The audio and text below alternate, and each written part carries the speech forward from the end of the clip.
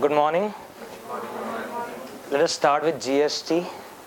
First of all, on 30th May, ICAI announced that GST is going to be applicable for 10 marks for November 17 examination. So let me discuss on that first. They gave a weightage. They told excise will be applicable for your item and that will be for 25 marks. Service tax will be applicable for 40 marks instead of earlier 50 marks. GST will be there for 10 marks, and then you will be having your customs and FTP as it is for 25 marks. So this is the introduction, 10 marks.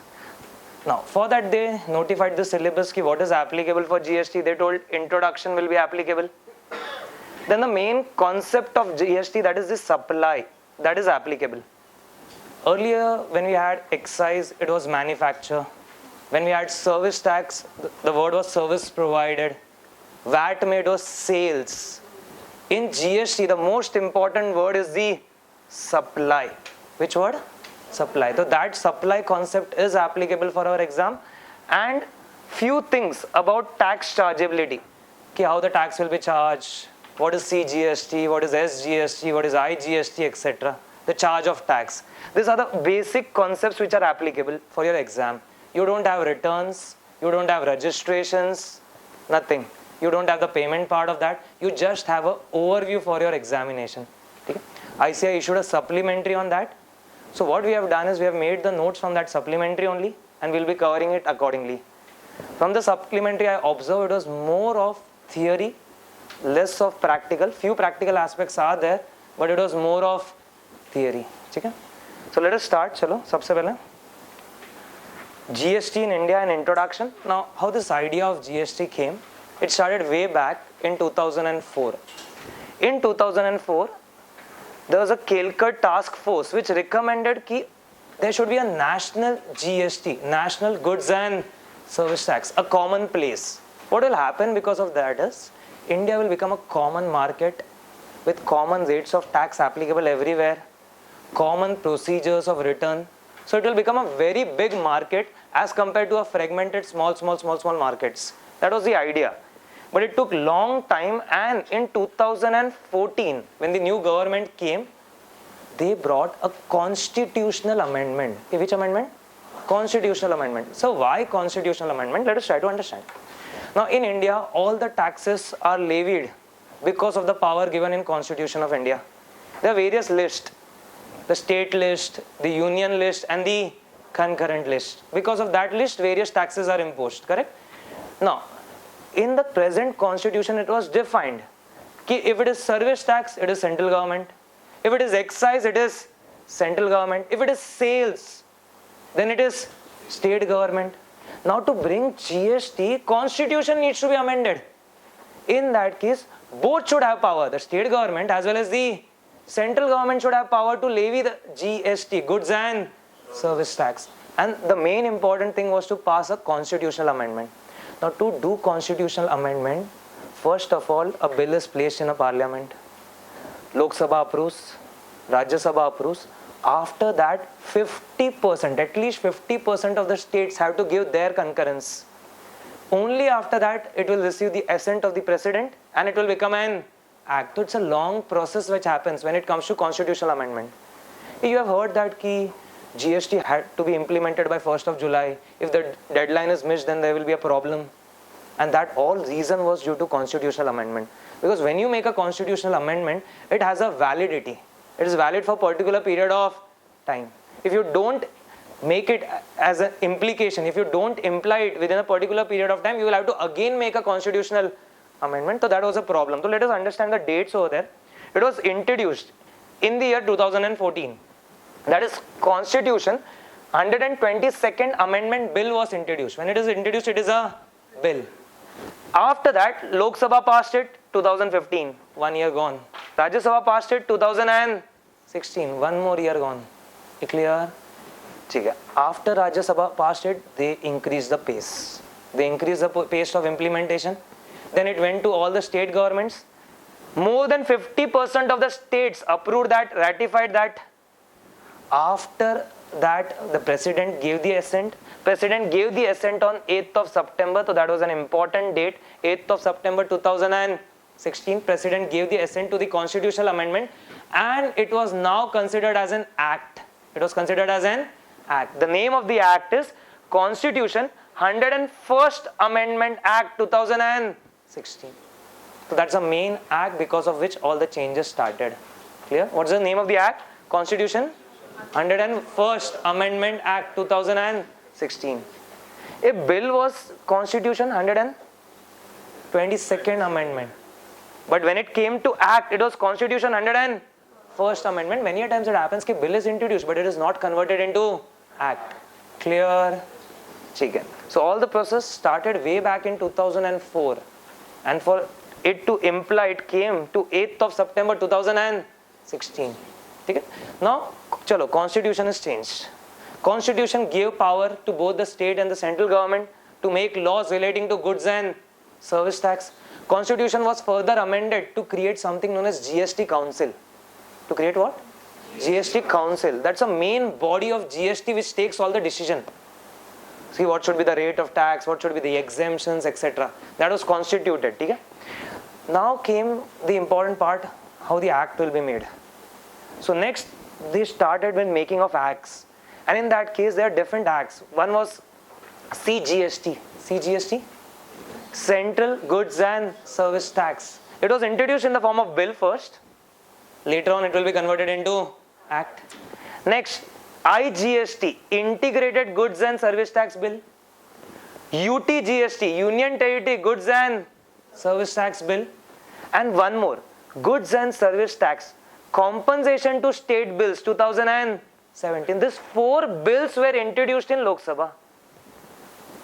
So the name, first is Central Goods and Service Tax.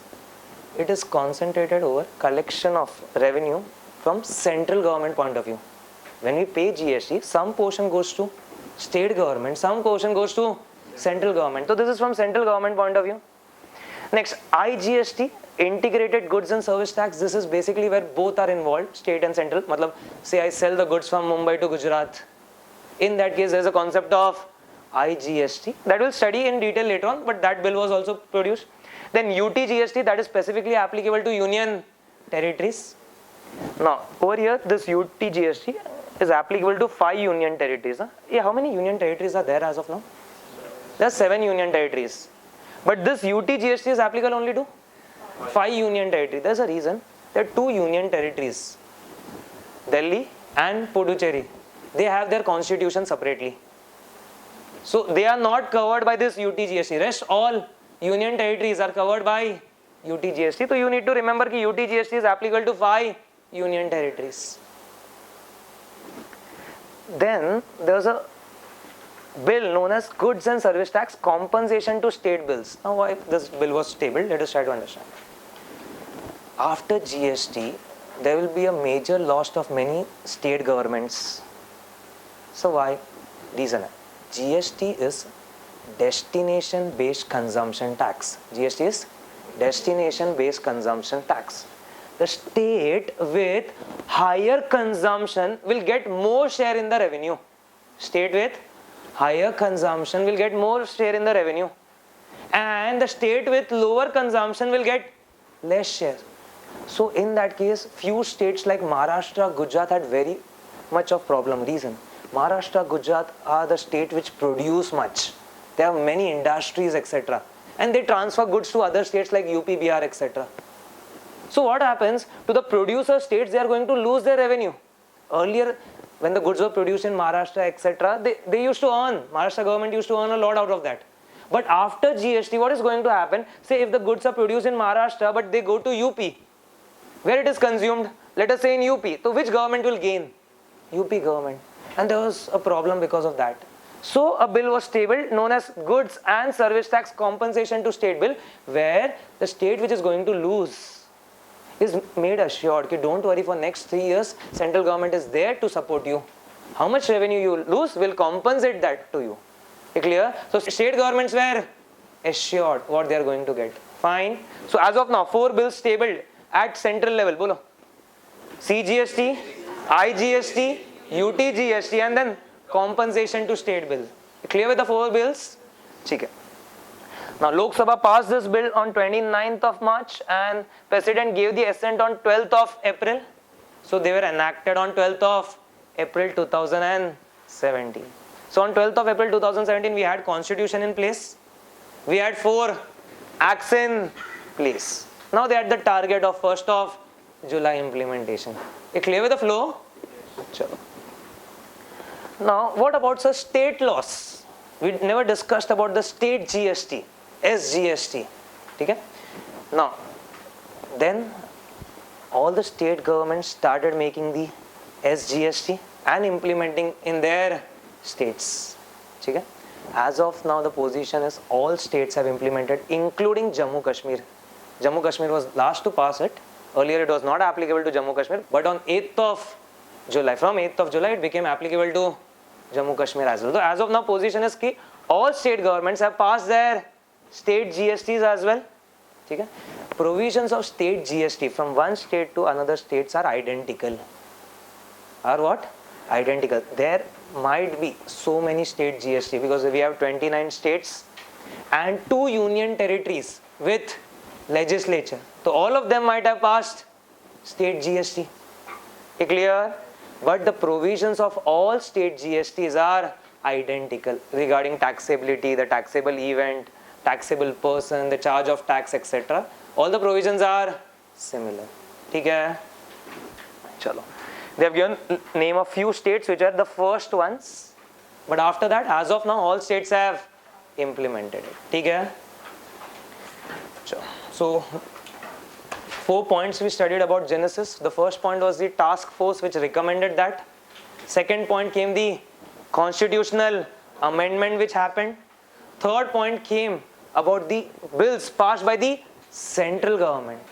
The 4 bills passed by the central government. And after that, state government passed a bill of SGST. Okay? Let's go ahead with the next thing. The concept of GST. Why GST is in place? What was the problem in the old laws? So what problems are rectified over here? We'll discuss that. I'll be referring to SENVAT. I will be referring to state VATs also, CST also, to identify what were the problems earlier and how they are rectified in GST. Okay? Chalo. What is GST first of all? It's a value added tax. Value added tax means it has a logic. Tax should be levied only on the value addition. Tax should be levied only on the value addition. Say, I buy the goods for 100 rupees. When I'm going to sell it, I'm selling it for 120. How much value I have added? 20. It includes my cost, it includes my profit. That's the value addition which I have made. The logic says the tax should be that on that 20. So sir, how to go about? So they have brought a system of credit. What you need to do is, when you buy, you pay GST.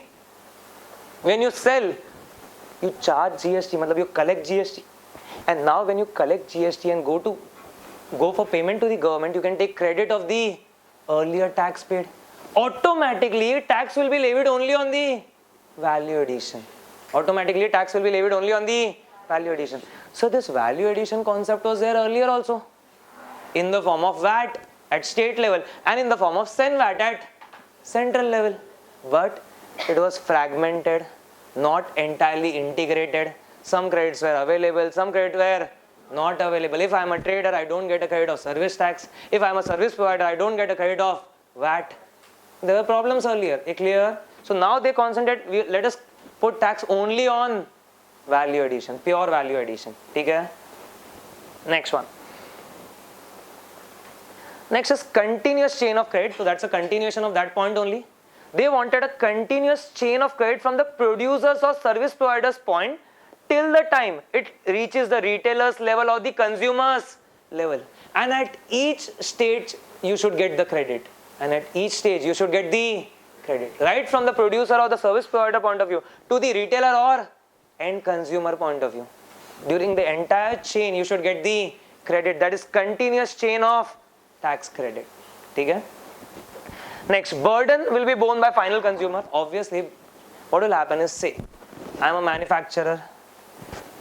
Whatever I sell, I will collect the duty from the other person, taxes from the other person, pay to government. Next level person, what he will be doing is he will be charging his tax on the output, taking the credit of the input, and so on so forth. It will go on up to what? Consumer. Consumer has to bear it. He cannot take the credit. Consumer has to bear it, and that's the logic of indirect tax. The ultimate burden should be on consumers. That's the logic of any indirect tax. Clear? Okay. Next point, no cascading effect. Okay. Now they have tried to reduce cascading effect of tax. Sir, how come? What was happening earlier is tax on tax was happening. So why? If you know the excise calculation, what we do is we try to calculate the value of the goods on which we levy excise. After excise is levied, what is levied? VAT. And VAT is levied on amount including excise. So automatically tax on tax starts. That's one of the reason. Second reason earlier was that you were not getting credit of certain things. So automatically it becomes your cost. If it becomes your cost, what you do is normally you take your cost, add your profit, and accordingly calculate your sales, and on that you charge tax. So automatically it becomes what? Tax on tax. And now they want to avoid that cascading effect. Okay? So more or less all the points were concentrated about that credit system only. From the first point of GST, that value addition, to the last point of cascading effect, all the points were rotating around that credit system. And that's the heart of that GST. When you get the credit, automatically all the problems starts wiping off. Clear? Sure.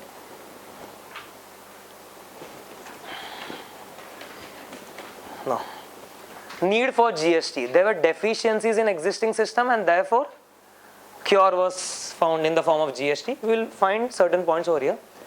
The points might be repetitive. Specifically I have given, because there's a question given in the supplementary they have issued, find out the deficiencies in old system. In that case you will have to write this entire answer.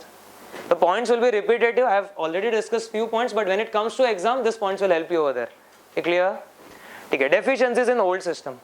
The first point is about that. Let us say there's a manufacturer, and if the manufacturer sells, he charges two things. He will be charging excise as well as VAT on his intrastate sale. What do you mean by intrastate?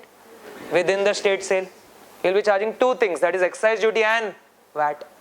Let us say the next person is a trader and is not registered under excise as first state dealer, etc. He is normal trader. He is a normal trader. Then what does he do? The VAT dealer, he picks up the basic value. He adds the excise which was charged at the earlier state. He adds his profit, and on this amount, he again calculates output VAT. Are you getting it? The second person.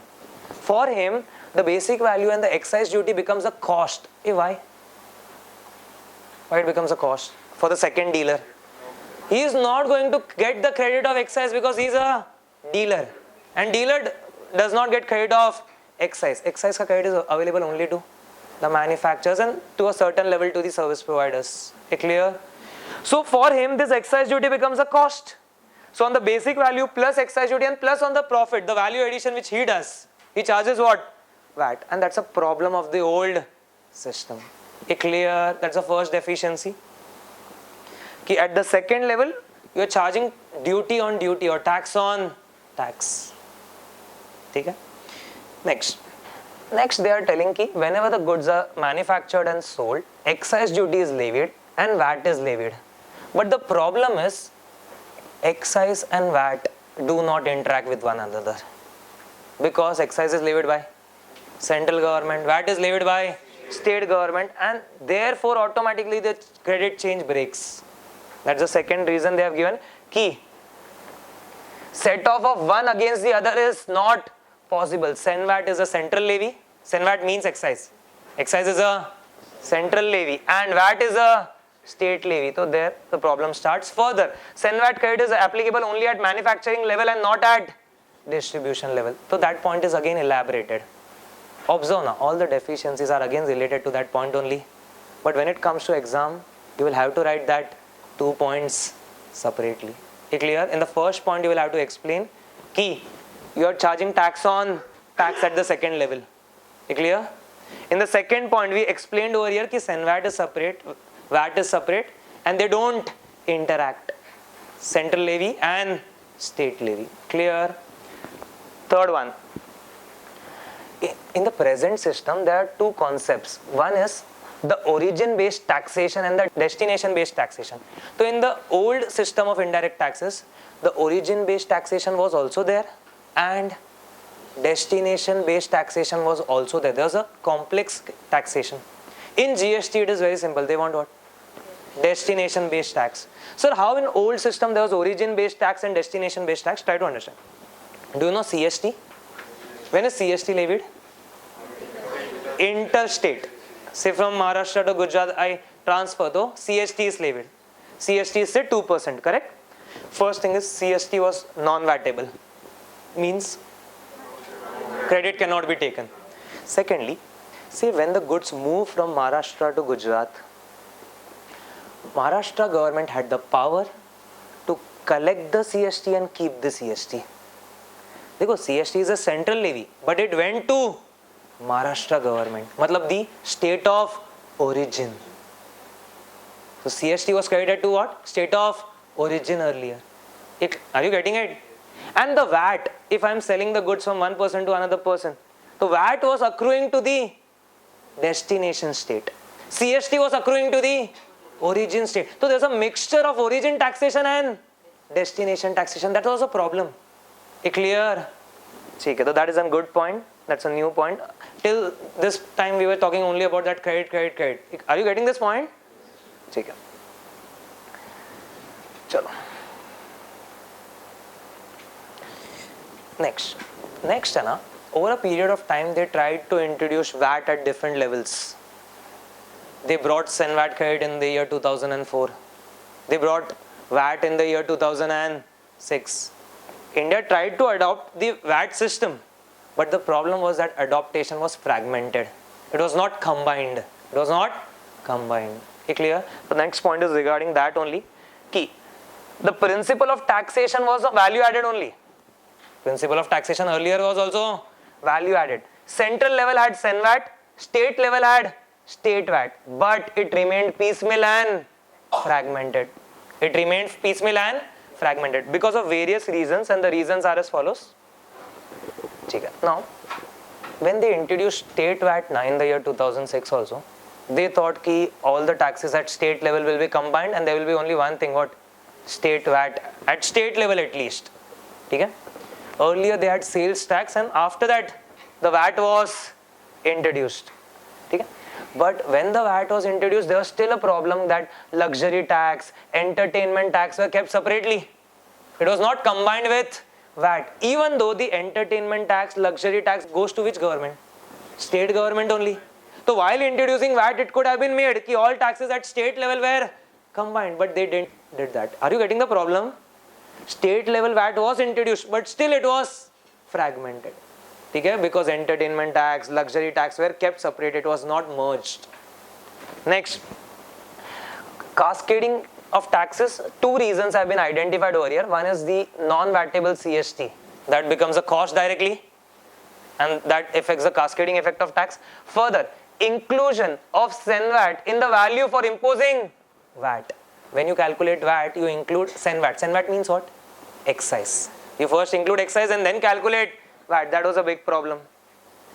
Because state government never recognized excise as a tax. Because they say that's a center tax. We are not concerned with that. So that was a problem. Fragmented. Okay? Had state government considered excise as a deduction in VAT, so that would have been a better position. Clear? Next, no SENVAT credit after manufacturing stage. That is already discussed. Next, non-integration of VAT and service tax. VAT and service tax. There was always a fight whether service tax will be levied or VAT will be levied. Have you seen restaurant bills? Full VAT they levy. And 6% service tax also. And on service charges again service tax. Clear? So many taxes levied. Matlab VAT and service tax department never agreed with one another. Very clear. There was always a constant fight which was going on. Be it works contract, be it construction, be it hotel industry. VAT department said, "Nee, we need to collect VAT." Service tax said, "Nee, we need to collect service tax." And the end consumers were at loss. Fine. So that is given at the last point. Double taxation of transaction as both goods and services. On same thing, the VAT was also levied on the same thing. Service tax was also levied. Okay? These are deficiencies. It can be a 4-mark question. What are the deficiencies of the old system? Okay? We need to do two things while studying. We need to understand the concept also, and we need to be prepared from exam point of view also. 10 marks are important, and considering the syllabus which they have given, that is very, very, very less considering 10 marks. Normally when you imagine IDT, so much pages and then you get 4 or 5 marks out of that. Clear? So this is a bit of lottery for your exam. Okay? Limited content and you are short of 10 marks over there. Okay? Chalo, next. GST, a cure for all ills, they say. Let us see. Hota hai ki nahi aisa? A comprehensive tax structure covering both goods and service tax would address all these problems. Why? Because there's a simultaneous introduction of GST at both central and state levels, and it will integrate all the taxes on goods and services. It will integrate all the taxes on goods and services for the purpose of set off. If they integrate all the taxes for the purpose of set off, you can say there will be no cascading effect of tax, and will ensure that the cascading effect of the SEN-VAT and the service tax are removed. Is service tax also created a lot of amount of cascading effect? Why? There are a lot of traders. Correct? Traders avail so many services. In fact, more than 50% of our GDP comes from service sector only. So service tax revenue was very, very high, and all the traders never got the credit of the service tax. Be it auditing service, be it telecommunication service, be it internet service, and we use service day in, day out. Clear? So service tax was creating lot of cascading effect, and that gets removed. Fine. Take it. And again the same point is repeated, that there will be a continuous chain of credit. From where to where? From producers or service provider point of view to retailer or consumers level. There will be a continuous flow of credit. Okay? Next point is also important. One more problem with the old law was excise was levied on manufacture. The question is, what do you mean by manufacture? And there were so many case laws only on manufacture. Clear? So excise on manufacture, service tax on service provided, VAT on sales. It created a lot of confusion. What do you mean by sales? What do you mean by manufacture, etc.? In GST, all is removed. No word manufacture, no word sale. Directly only one word, and that is supply. If there is a supply, there will be a GST. Bit of good, service, no problem with that. Clear? Only one key word. What? Supply. So mark that, supply. Now, how the GST was introduced? We introduced dual GST model. We are the first country to introduce dual GST model. All the countries over the world, there are many countries which follow GST. It started with France way back. But they have single GST system and we have dual GST. So all countries are worried how we will be able to manage that all part. To have a dual GST system where the tax is collected both from central and state government point of view, and the distribution will happen between the central and state. That is going to be a task. So let us see how the dual GST model was introduced. India adopted a dual GST which will be imposed concurrently by the central and the state simultaneously. Clear? Both government will be involved. Central will also have the power to tax intra-state sales, and state will also have the power to tax service. What is given over there? Earlier what was happening? Central government had power for service tax. So now state will also have power for that tax on services. Earlier when it was intra-state sale within the state, who had the power? State government. Now who will have? Central will also have. So they will integrate. Clear? GST will extend to whole of India. Specifically cut this sentence because of the latest amendment. In the supplementary still issued by ICI, it is written it is except Jammu and Kashmir. But it was still implemented in Jammu and Kashmir. On 7th of July, they passed the state legislature over there. And it became effective from 8th of July in Jammu Kashmir. Jammu Kashmir required extra time. There's a reason behind that. What happens is when we make constitutional amendment, that constitutional amendment is applicable to all of India. But the constitution is not applicable to Jammu Kashmir. Jammu Kashmir has a separate constitution only. Therefore, many acts does not apply to Jammu Kashmir. They have a separate constitution. So they had to amend their constitution over there. Very clear? So they had to follow different procedure as compared to other state governments, and it required more of time over there. Further, there's an article 370 which protects Jammu and Kashmir. That is given special powers to Jammu Kashmir.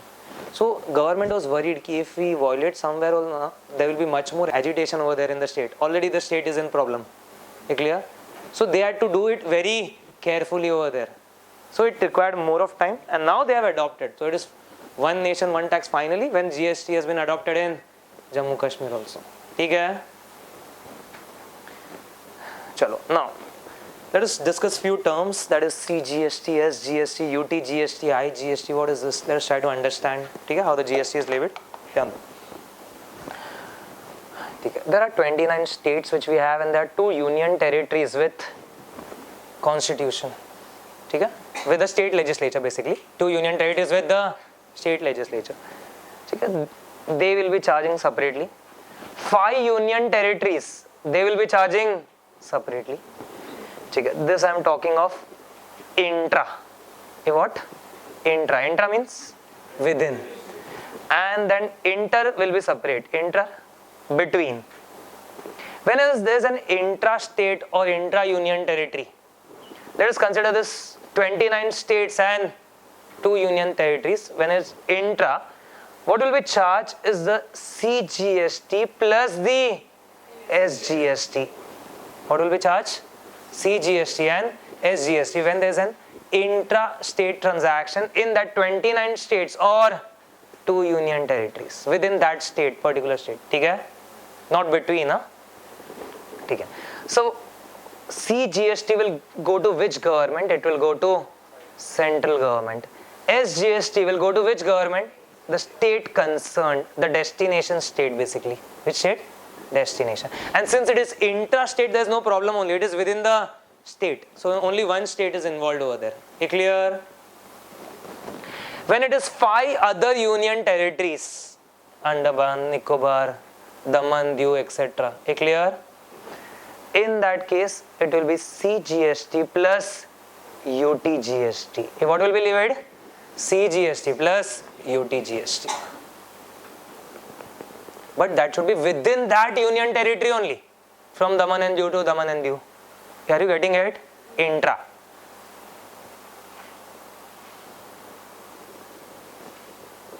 Obviously this CGST will go to central government and this UTGST will be that with that union territory. Okay?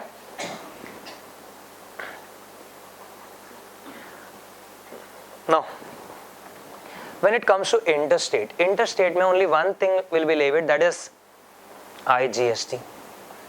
What will be levied? IGST. Let us say there is a supply from Maharashtra to Gujarat. I am talking about sale ki supply now. Supply. I will use now supply because it includes sale, service, everything. If there is a supply from Maharashtra to Gujarat, what will be levied?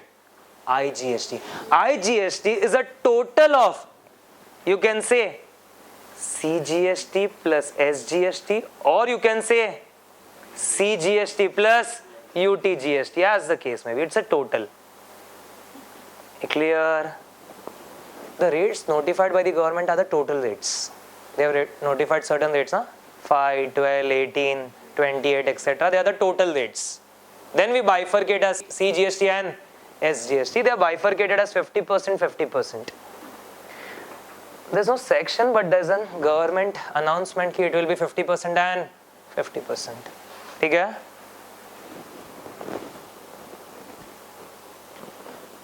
So IGST will go to which government now?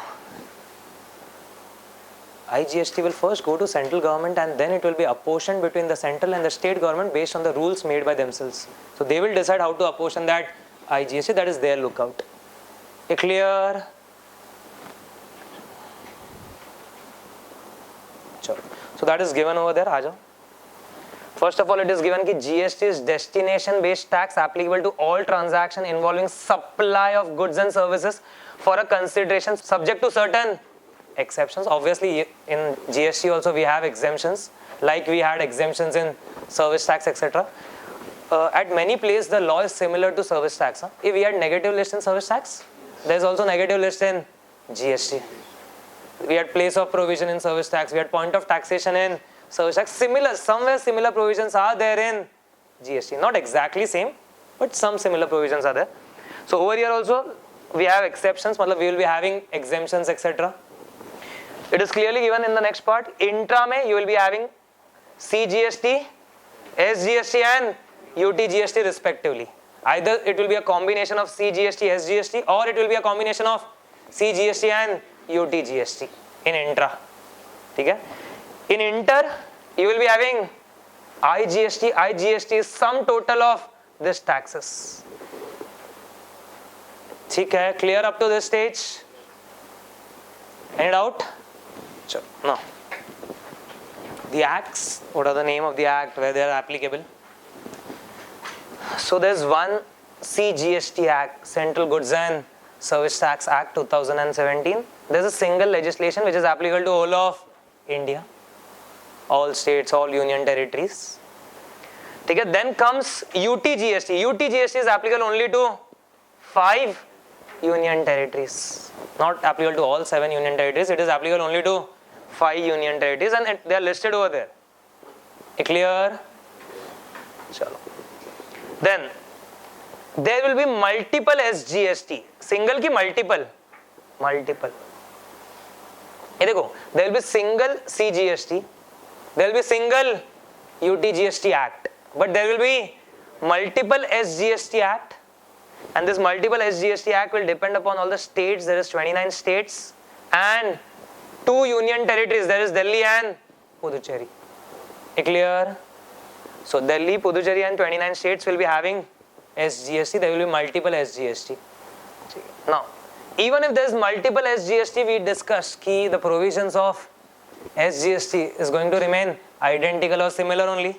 So they have elaborated that the basic features like chargeability, taxable event. Taxable event is that supply. A taxable event is that supply. The taxable event, the taxable person, the supplier or the recipient. If reverse charge is there, then there is a recipient. If reverse charge is not there, then the supplier, the taxable person. Then the classification and the valuation of goods. They have given a classification. What is the item number, what is the rate, the classification, and then they have given the valuation rules, etc. Then the procedure for collection and levy of tax, these are going to remain uniform. These are going to remain uniform throughout all SGST. Clear?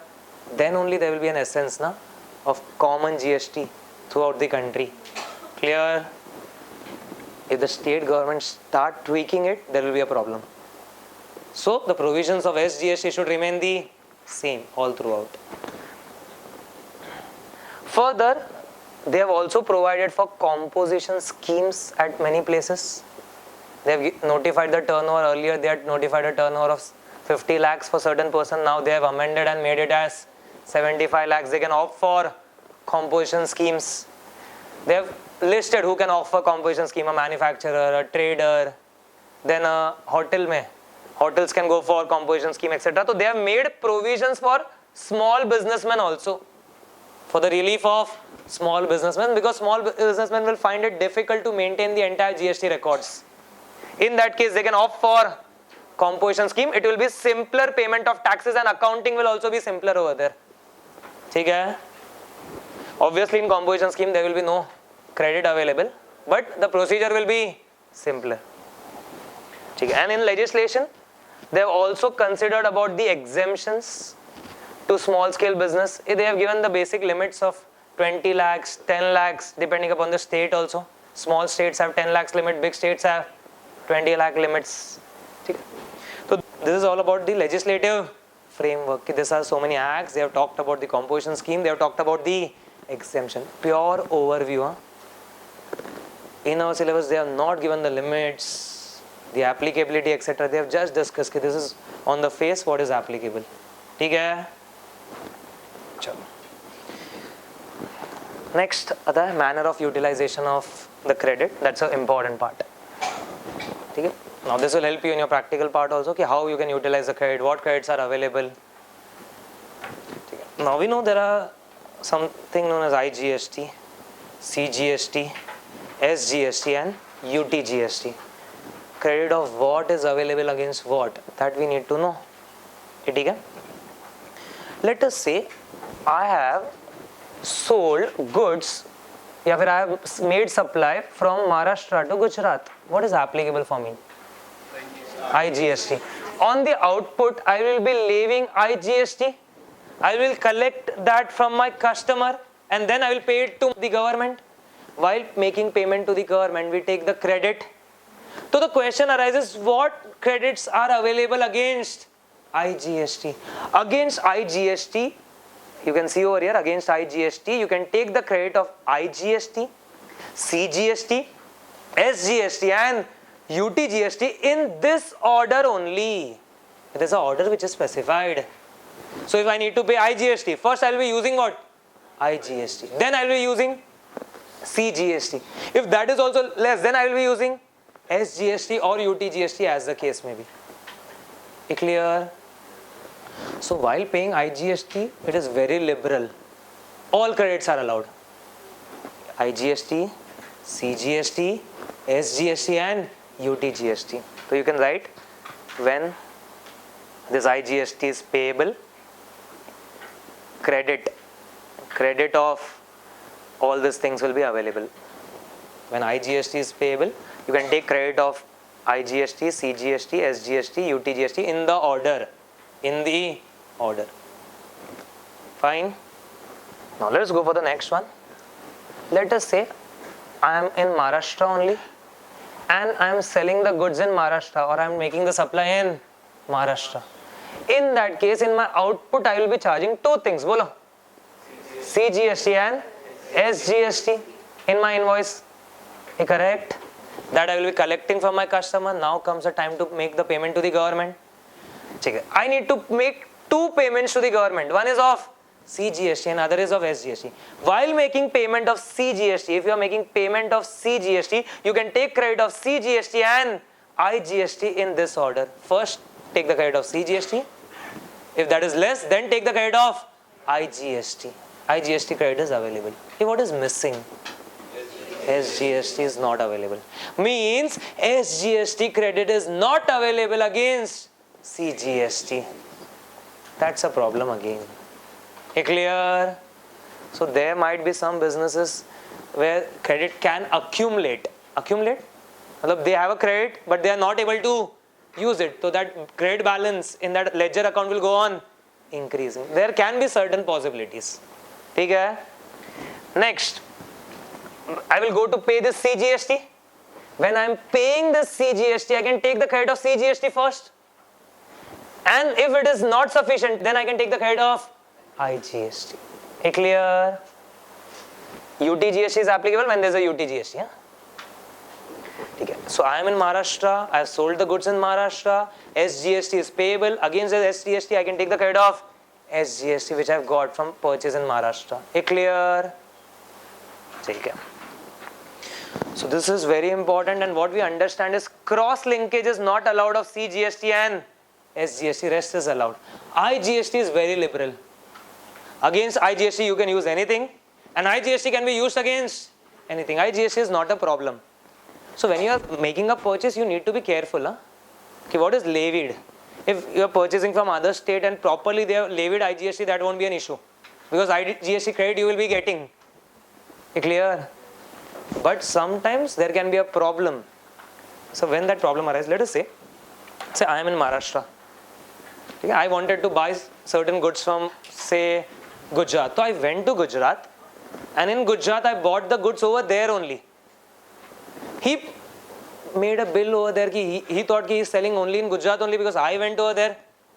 He levied CGST, SGST, and that CGST, SGST will be of Gujarat.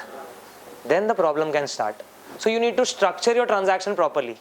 You will have to do one thing, deliver it to Maharashtra and levy what? IGST, so that the flow of credit won't break.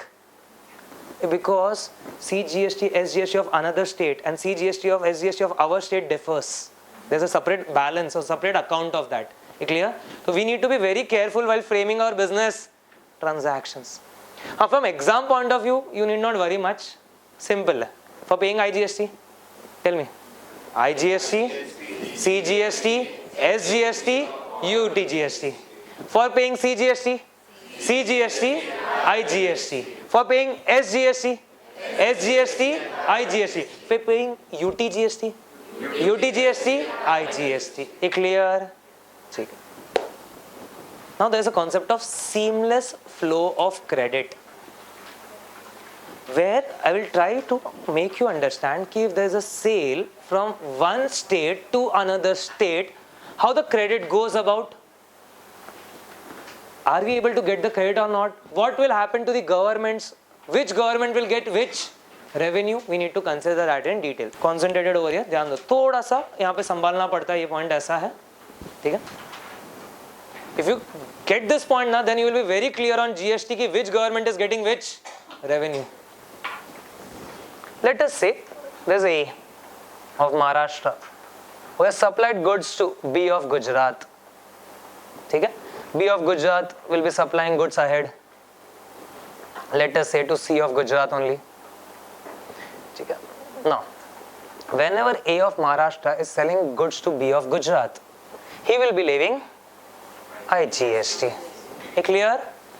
When he is leaving IGST, that IGST is a revenue of ideally which government? Central. Later on it will be distributed between state and central, but basically it is a revenue of central government. So he can take the credit of IGST, then CGST, then SGST. I am stopping at SGST as of now. UTGST and SGST similar. Okay? So he can take the credit of this all things. Okay? Now the goods are moving from Maharashtra and going where? Gujarat. Okay? Now when he will be using the credit of say SGST, he might have purchased the goods from some person. Let us say he has purchased the goods from D of Maharashtra, and that D of Maharashtra has levied what? CGST and SGST. So he is taking that credit of SGST over here. Okay. Now this SGST has gone to which government? See, D is of Maharashtra, A is of Maharashtra. Tell me. Maharashtra government. D of Maharashtra has sold goods to A of Maharashtra. He has charged CGST, SGST. That SGST has gone to Maharashtra government. Okay? But goods comes to A. A does not use that good. A transfers the goods to B. B is in Gujarat. So should the Maharashtra government be entitled for that revenue? GST is which tax? Destination based consumption tax. So this CGST which has gone to Maharashtra government is not eligible for that because that goods are not consumed in Maharashtra. Yeah, are you getting what I am trying to say? Because that goods have moved out of Maharashtra and gone to Gujarat. Clear? And there comes a concept. What's the concept? Ki whenever A is transferring goods to B and he is leaving IGST, and on IGST, when he is paying that IGST, he is taking the credit of SGST. Whenever a person pays IGST and he takes a credit of SGST to pay IGST, that much amount will be transferred by that state government to central government. That much amount will be transferred by that state government to central government. Now imagine the volume of transaction that is going to happen in India. And imagine the number of transfers that is going to happen. Yeah, are you getting it? So it has to be a very good system to handle this. They need a very good IT system to handle this. How it will happen, Mana? If there's a good IT system, then it will track. Okay, goods have gone from Maharashtra to Gujarat. IGST was there and he took the credit of SGST. That cannot be done manually. That can be done only through a IT system. And there came a concept of GSTN. What? GSTN. Goods and Service Tax Network. It's a special purpose vehicle which has been established by the government. It has a high class infrastructure, IT infrastructure, so that all this part will be done over there. Yeah, are you getting it? So automatically, now that money has came to our central government, I continue the transaction, be careful now. Now, B of Gujarat has sold the goods to C of Gujarat. So what he will leave it? Tell me. CGST and SGST. Okay? Now, he has to pay SGST. For paying SGST, he can take credit of what? IGST. Because for him, what will have been levied? IGST. So he will take the credit of this IGST to pay CGST also. Very clear. Obviously, he will take credit of IGST to pay CGST also and SGST also, both. But the problem arises when he takes credit of IGST to pay SGST. Because IGST is revenue of which government? Central. And SGST is of state. So over here, when the goods are sold by B of Gujarat to C of Gujarat, and let us assume that goods are consumed by C of Gujarat, ends over there. So revenue should accrue to which government? Gujarat government, because consumption has taken place in Gujarat. So what over here the system will do? The credit which was used, matlab the IGST credit which was used to pay SGST. I am repeating, IGST credit which was used to pay SGST, that much amount will be transferred by the central government to the state government. That much amount will be transferred by the central government to the state government. Did you observe the flow? First it came from the state government to the central government, and then it came from central government to the state government. The logic is, when you pay IGST, repeating, when you pay IGST and you use SGST, when you pay IGST you use SGST, so that much amount is transferred from the state to the center. And when you pay SGST, and you use IGST, that much credit is transferred from center to the state. Clear? This is the toughest concept of the entire thing. If you have got this, then aage ekdam simple jayega. Clear? Should I repeat once? Yes? ठीक है, ध्यान दो. Our example was G of Maharashtra sold the goods to A of Maharashtra. So he levied CGST, SGST. ठीक है? A of Maharashtra sold goods to B of Gujarat. So he levied IGST. Now he levied IGST. He need to make payment of IGST to the government. So he will start taking the credit. He took the credit of CGST also and SGST also. Problem arises when SGST was used. So while paying IGST, he is taking credit of SGST. So that much amount will be transferred by state government to central government. Clear? Now it all came to B of Gujarat. B of Gujarat sold the goods to C of Gujarat. He levied CGST and SGST. Clear? Now while making the payment of CGST, SGST, problem is in SGST. While making the payment of SGST, he used the credit of IGST. So again there should be a transfer now from central government to state government. Clear? Mechanically you need to remember ना, पे करने का IGST use किया, SGST तो state से centre. Clear? State का use करके centre को दिया. And when you need to pay SGST, you are using IGST, तो I से S, सेंटर से state, mechanically. Clear?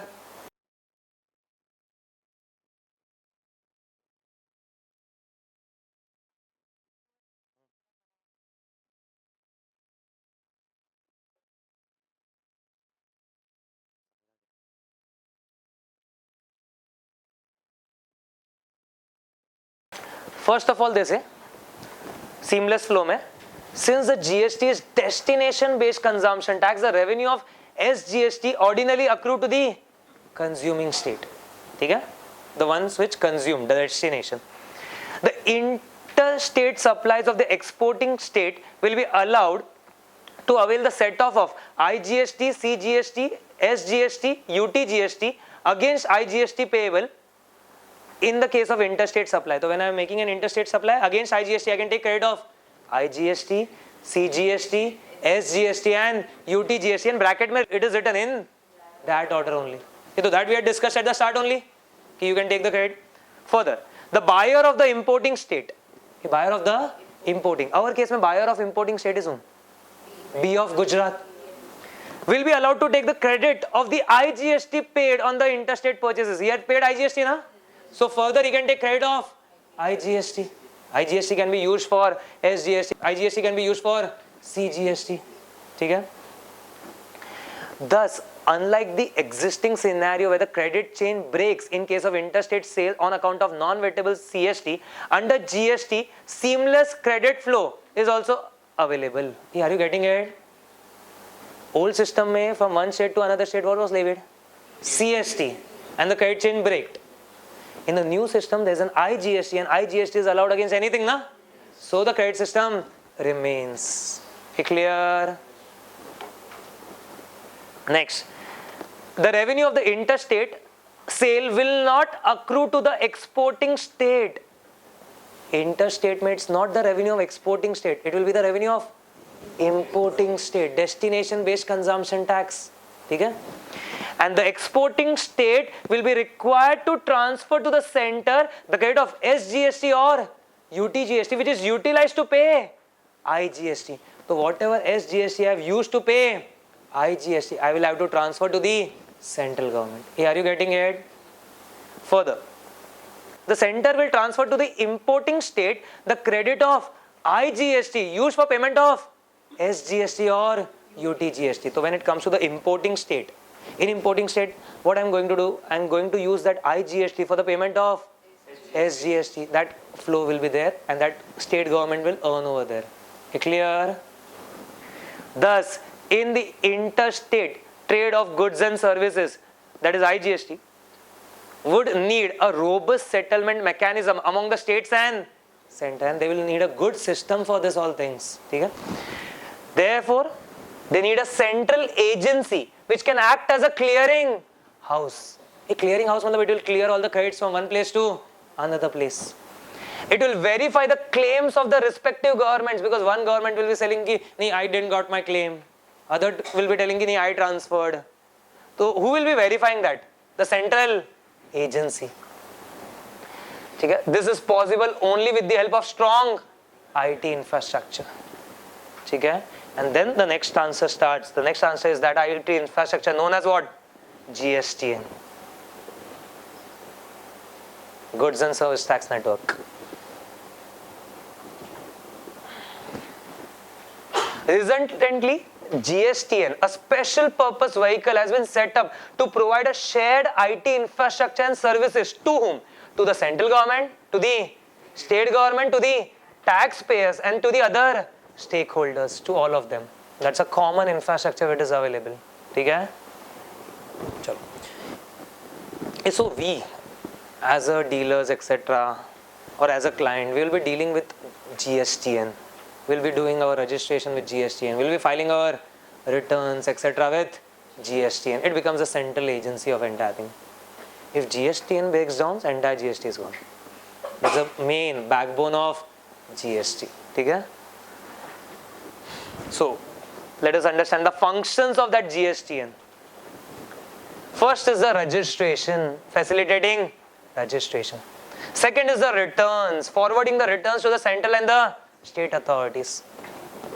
If they have decided the limits, below this limit, SSCs will be governed by state government, or above this limit, it will be governed by central and state. They have decided their limits. Who will be doing the assessment part? So, GSTN will accordingly forward the returns to the respective departments. Clear? Government has divided the works between the central government and the state government. So, GSTN will help over there to divide that work.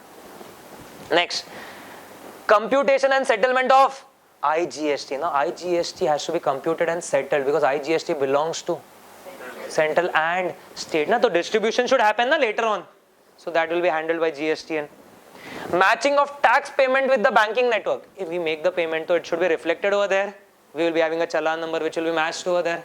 That matching will be done by GSTN. Then MIS reports. MIS reports to both central and state government. Government, to take a decision, they need information. They need information, how much tax is collected, how much is paid, how much credit is taken, how much transfers are done, etc. All that information will be there with whom? GSTN. So GSTN will make a MIS report, Management Information System report. Hey, are you getting it? And that will be sent to the respective government so that they can take their decisions. Okay, fine. Next, proper analysis of taxpayers profile. As a taxpayer also, we will be under scrutiny many a times. So our entire lekha joka will be there with GST and how much tax we have paid, how much credit we have taken, default in credit, etc. That information will also be transferred to the government so that accordingly they can select the SSCs for the scrutiny and all. Clear? Chalo, next. Running a matching engine, that's a critical thing. They will have to match everything. I say I need to pay GST on my output, the other person will take the input credit. So my output should match with his input. Clear? There are multiple returns, na? I file my output return by 10th. Other person will file an input return by 15th. Then there will be a consolidated return by 20. That all things will be handled by whom? GST. It will be reflected in the portal. When I upload my outputs, it will be reflected over there. Okay, this is my output and this is the GST number of the buyer, etc. also. So other person will be able to take credit on the basis of that information, and there will be a matching, mismatch and all. That will be rectified. ठीक है? चलो. Any doubt up to this stage? Next concept. Taxes which are subsumed in GST. मतलब there were many old taxes which are now cancelled, and in place of that only one tax, that is GST. What are the taxes which are cancelled? Let us try to understand. Over here. Let us discuss what are the taxes earlier levied by central government. So let us try to recollect on indirect taxes basically. Excise, ठीक है. Service tax, then CST. Okay, that's it. In customs, specific duties were there. Basic custom duty, CVD under section 3(1) of Customs Tariff Act. Then special CVD under section 3(5) of Customs Tariff Act. Clear? Okay, these were the custom duties which are levied, and there was a calculation, complex calculations over there. Okay. Then many a times surcharge, cess, etc. were levied. Krishi Kalyan cess, Swachh Bharat cess, surcharge, etc. were levied. Okay. Now, out of this, excise gets merged, no problem with that. Service tax gets merged, CST gets merged, 3(1) gets merged, 3(5) gets merged, cess, surcharge gets merged, but basic custom duty still remains separate. It does not get merged. So customs is still prevalent. Hey, are you getting it? What has been removed from customs? 3(1) and 3(5). Obviously, there will be some amendment implication in customs, no doubt about that, and that would be notified by RTP, I guess. But in customs, 3(1) will not be there and 3(5) won't be there. Reason: 3(1) was to compensate the excise and 3(5) was to compensate the VAT. Clear? In place of this, IGST will be levied. What will be levied? IGST. In case of imports, you will have your valuation as per customs. Section 12 के हिसाब से you will value in customs. Then accordingly you will calculate the basic custom duty. On that basic custom duty, मतलब the value plus the basic custom duty, that becomes a base now. On that, IGST at the rate 18% will be levied. It clear with the new calculation. Say let us say 100 rupees का goods है, imported value. On that 10 rupees, let us assume is custom duty. 10% custom duty, basic custom duty. So it will become 110. On that 110, 18% IGST. I agree it is including 10. Huh? You observed kya? That is including. So some level of cascading effect is there. No doubt about that. Okay, but that's fine. But what will be levied is IGST. Okay. So customs mein this 3(1), 3(5) has been deleted because we have IGST. But what is not deleted? Basic custom duty. That will be still there over there. Okay. So आ जाओ list में. Center में central excise duties, service tax, then CVD, CST, surcharge and cess. Okay. Now there's one more thing over there. Earlier excise duty were levied in two manner. Excise duty on medicinal and toilet preparations were levied separately. There was a separate act for that. So that will also be subsumed over here. So that is also deleted. The only thing which is left over there is what I understand is basic custom duty. That is still prevalent. Rest all things have been deleted. Clear? Chalo next. State level पे क्या आएगा? In state there were many taxes earlier. The main which we know was the VAT. Okay, so VAT gets subsumed over here. So VAT is no more there, VAT or sales tax. There was something known as purchase tax or entry tax also earlier in some states. That gets consumed over here. Purchase or entry. What is the purchase tax? It is like you say, I'm a registered dealer. I'm buying from an unregistered dealer. So many cases there was something known as what? Purchase tax. So that gets subsumed over here. Entry tax, when you enter a state or a union territory, that was levied, so that is no more there. ये octroi है कि नहीं है? No, yeah, no more octroi. Automatically traffic are reduced. Correct? So, then luxury tax, entertainment tax, this was levied by state government. Luxury tax, entertainment tax, that is no more there. There will be only one thing in place of that, GST. Tax on advertisement, separately it was levied earlier, that is no more there. Tax on lottery, betting and gambling, that is not there. And any other cess surcharge. So this all has been subsumed. So what about tax on alcohol? It was a state matter, na? So where is that? Tax on alcohol still remains. Alcohol is out of the purview of GST. Clear, it is not at all there. If they want to bring also, they will have to make a constitutional amendment. So I don't expect it to come earlier. ठीक है? So alcohol is out of that preview. So alcohol पे जो भी taxes earlier था, that will remain as it is. Then we go for an illustration where we will actually understand the inter and the intra-state transactions with the figures. How much credit will be available, how the credit will be used. If we discussed one example earlier, A of Gujarat, B of Maharashtra, etc., etc. Now with figures, let us try to understand how that credit transfers, how much is transferred, and which government will get how much. After doing these two examples, entire picture will be clear. Okay? Illustrations, intrastate supply within. In case of local supply, the supplier would charge dual GST, that is CGST and SGST. Okay? Let us say there is a supply of goods or services from A to B within the state. A sells to B or A provides services to B.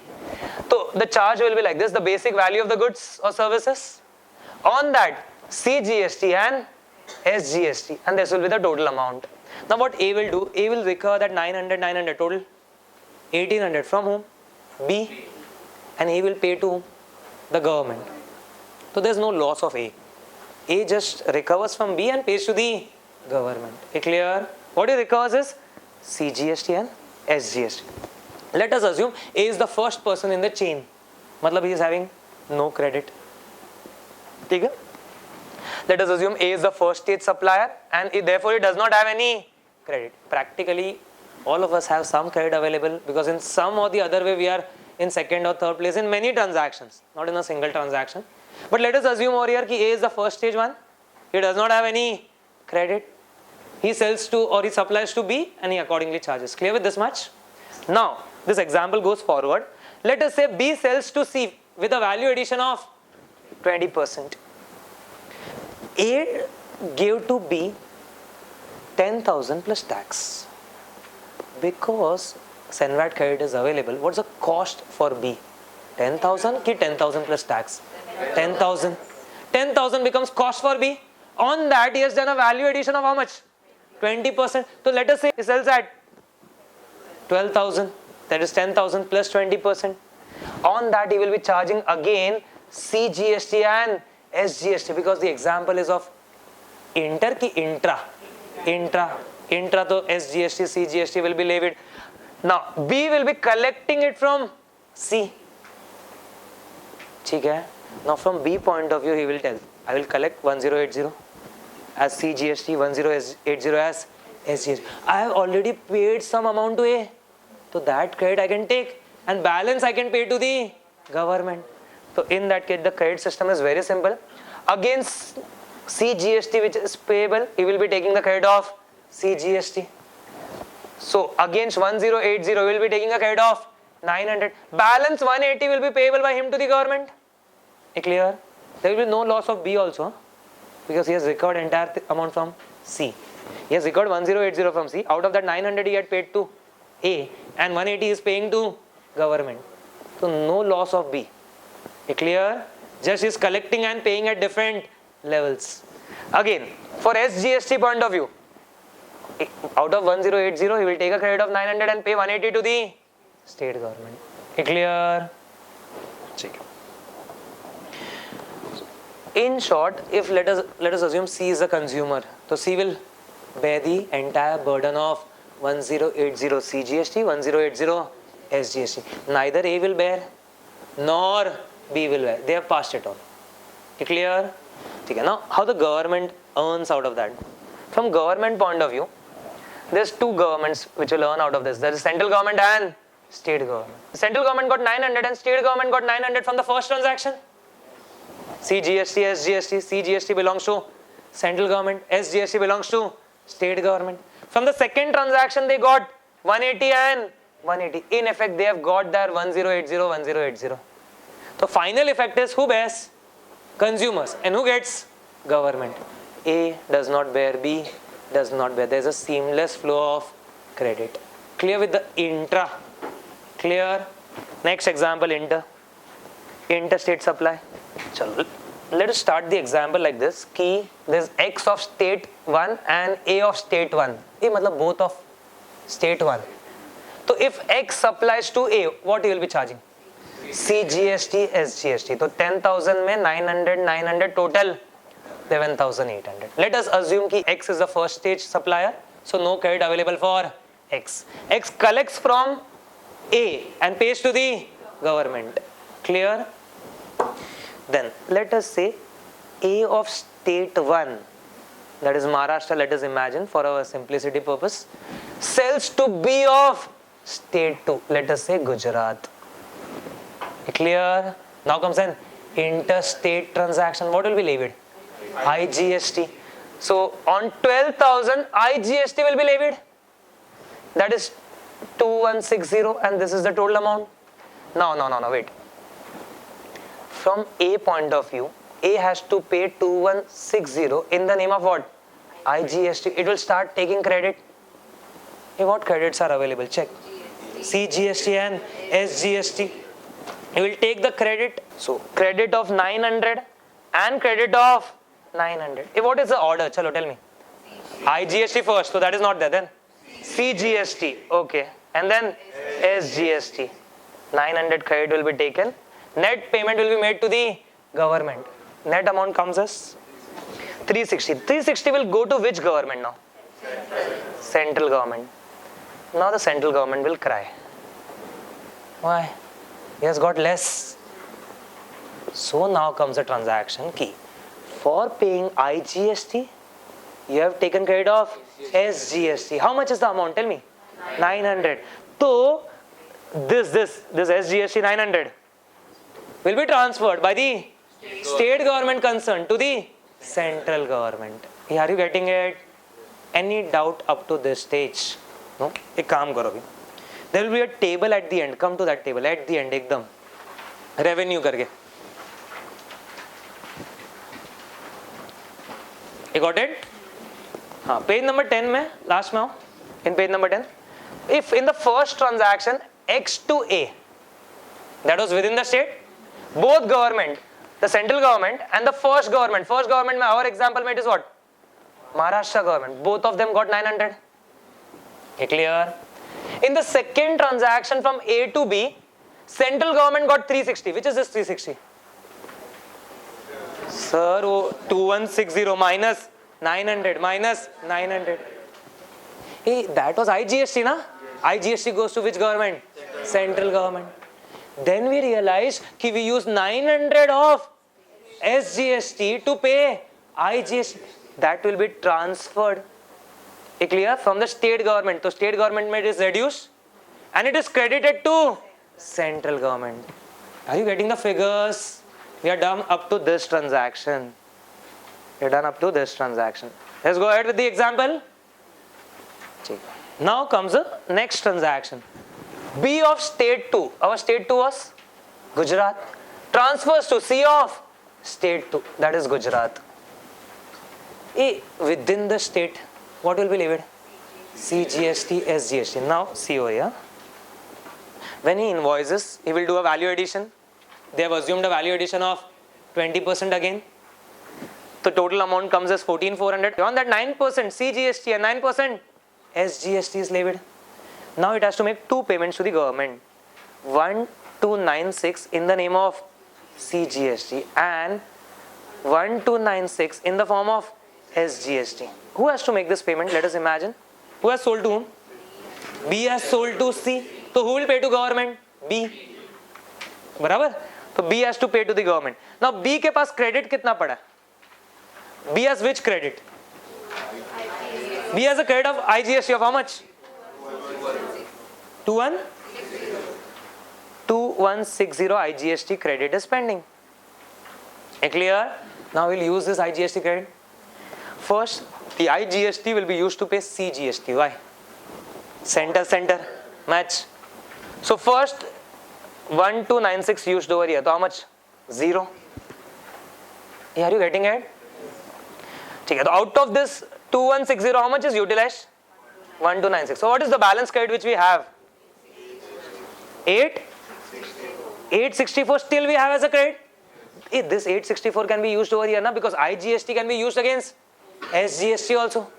So 864 will be used over here. Balance. Tell me. 432 will be paid in name of what? SGST. If 432 will be paid in the name of SGST, it will go to which government? State government. Clear? Further, wait. To pay SGST, you have used IGST. Whenever you use IGST to pay SGST, that much amount will be transferred by central government to the state government. Tell me the amount. 864. 864 will be transferred by the central government to that state government. Clear with the two transactions that will happen?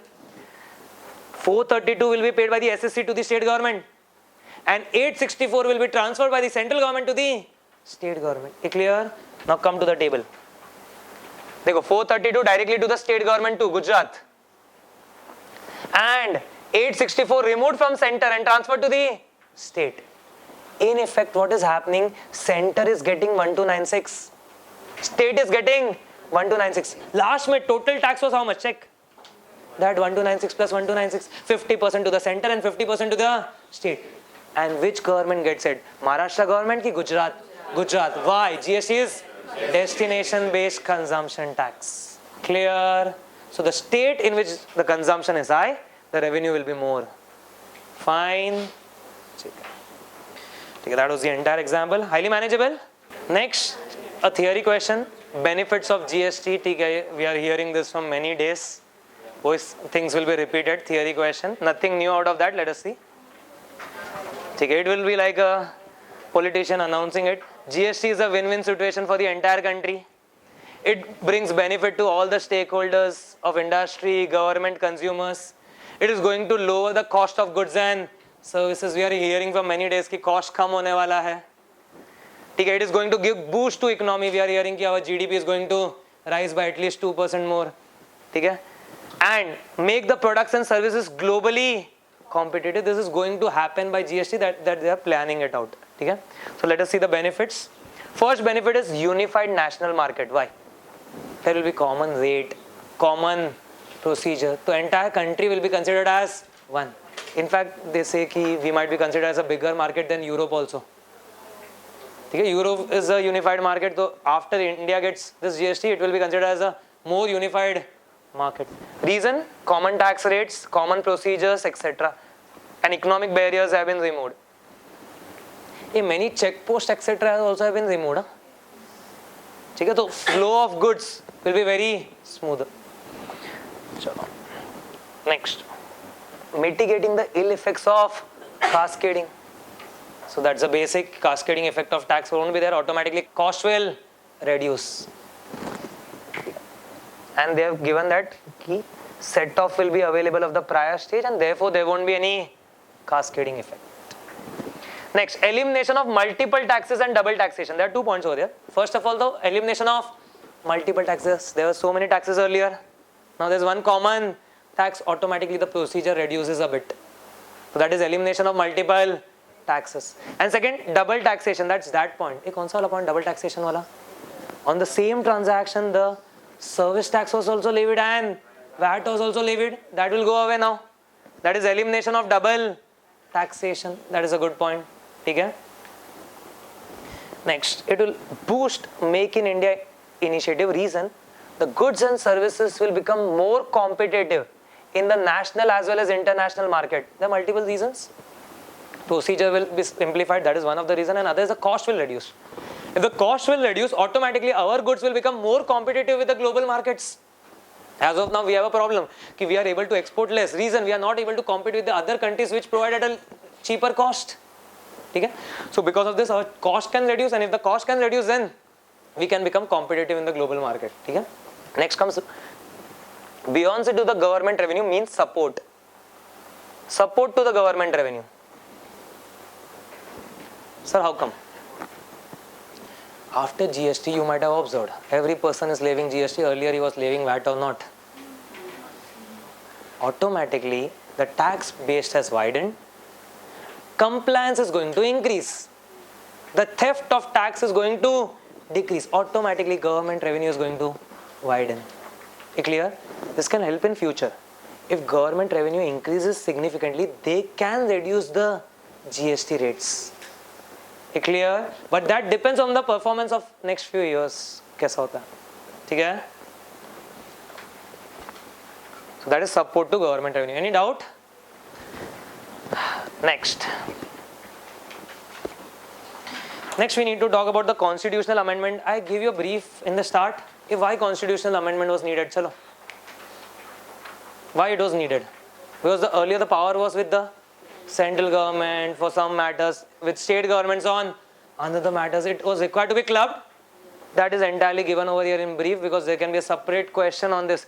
Write a note on constitutional amendment. Clear? Or significance of constitutional amendment. Okay? So most of the points will be repeated only. Let us see. Constitution provisions have delineated separate powers to central and state to impose taxes. Center levies excise duty. State levies value added tax, VAT. Service tax are levied by central government. Entry tax, luxury tax, lottery, betting tax, local taxes, etc. are levied by state government. State government levies this tax. Further, panchayats, etc. मतलब the local authority also levies certain tax. ठीक है? Now further, additional duty of customs, custom duty are levied by which government? Central government. ये तो can I say in first few sentences they have explained that different government collect different type of tax, and therefore the last is that constitutional amendment is needed so that there can be integration of all these taxes as a comprehensive goods and service tax. Okay? That was a starting point only of the discussion. Just they have elaborated in few sentences. You also need to elaborate in exam. Okay? Next, significant amendments in constitution. Okay? Now, we understood that constitution 101st amendment act was passed. The date was 8th of September. That was a critical date. So let us understand few significant amendments. When they amend constitution, amendment will be in the form of articles. Article this of the constitution is amended. Article that of the constitution is amended. So we'll try to understand few amendments which had happened. Okay? So we now go into the provisions of that amendment. Earlier that was brief, ki why the amendment was needed. Now what is the exact amendment? Okay? But only significant amendments are given in our syllabus, not all amendments. Only significant. Now, concurrent power on parliament and state legislature to make law. So they introduced a new article in the constitution, and that gave a concurrent power to both central and state government to levy tax. That was done by introducing a new article to Constitution of India. Then, second thing they did, they talked about levy of IGST. Now, IGST is levied when? Inter ki intra? Inter. Now, when IGST is levied, that they give, levy of IGST on interstate transaction of goods and services to be levied and collected by central government. If you understood now, IGST, who will collect? Central government. But sir, you told now it belongs to both.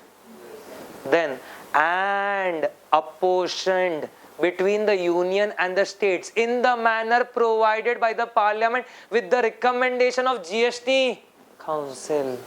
So as of now it will go where? Central government. Then they will apportion based on the recommendation of GST council. Clear? Okay, next. The important concepts of place of supply and time of supply in GST. Which concept? Place of supply and time of supply. Reason. Now, to be considered as an interstate transaction, the location of the supplier and the place of supply should be in two different states or union territory. Ek minute, repeating. I've gone into GST bit, that is not in our syllabus, but so no. To be considered as interstate supply. The location of the supplier and the place of supply. Location of supply, समझता है? जो सामान दे रहा है उसका location. Place of supply. That two things should be there in different states or union territories. Then it will be considered as interstate. Clear? What do you mean by location of supplier? What do you mean by place of supply? That's a big concept. Place of supply is a very, very, very essential concept of GST. A big concept that I think will be introduced later point of time in CA final, maybe May attempt or so. Okay? But they are critical concepts. So one critical concept is what? Place of supply, because it determines whether it will be CGST, SGST or IGST. Clear? Place of supply is a critical concept.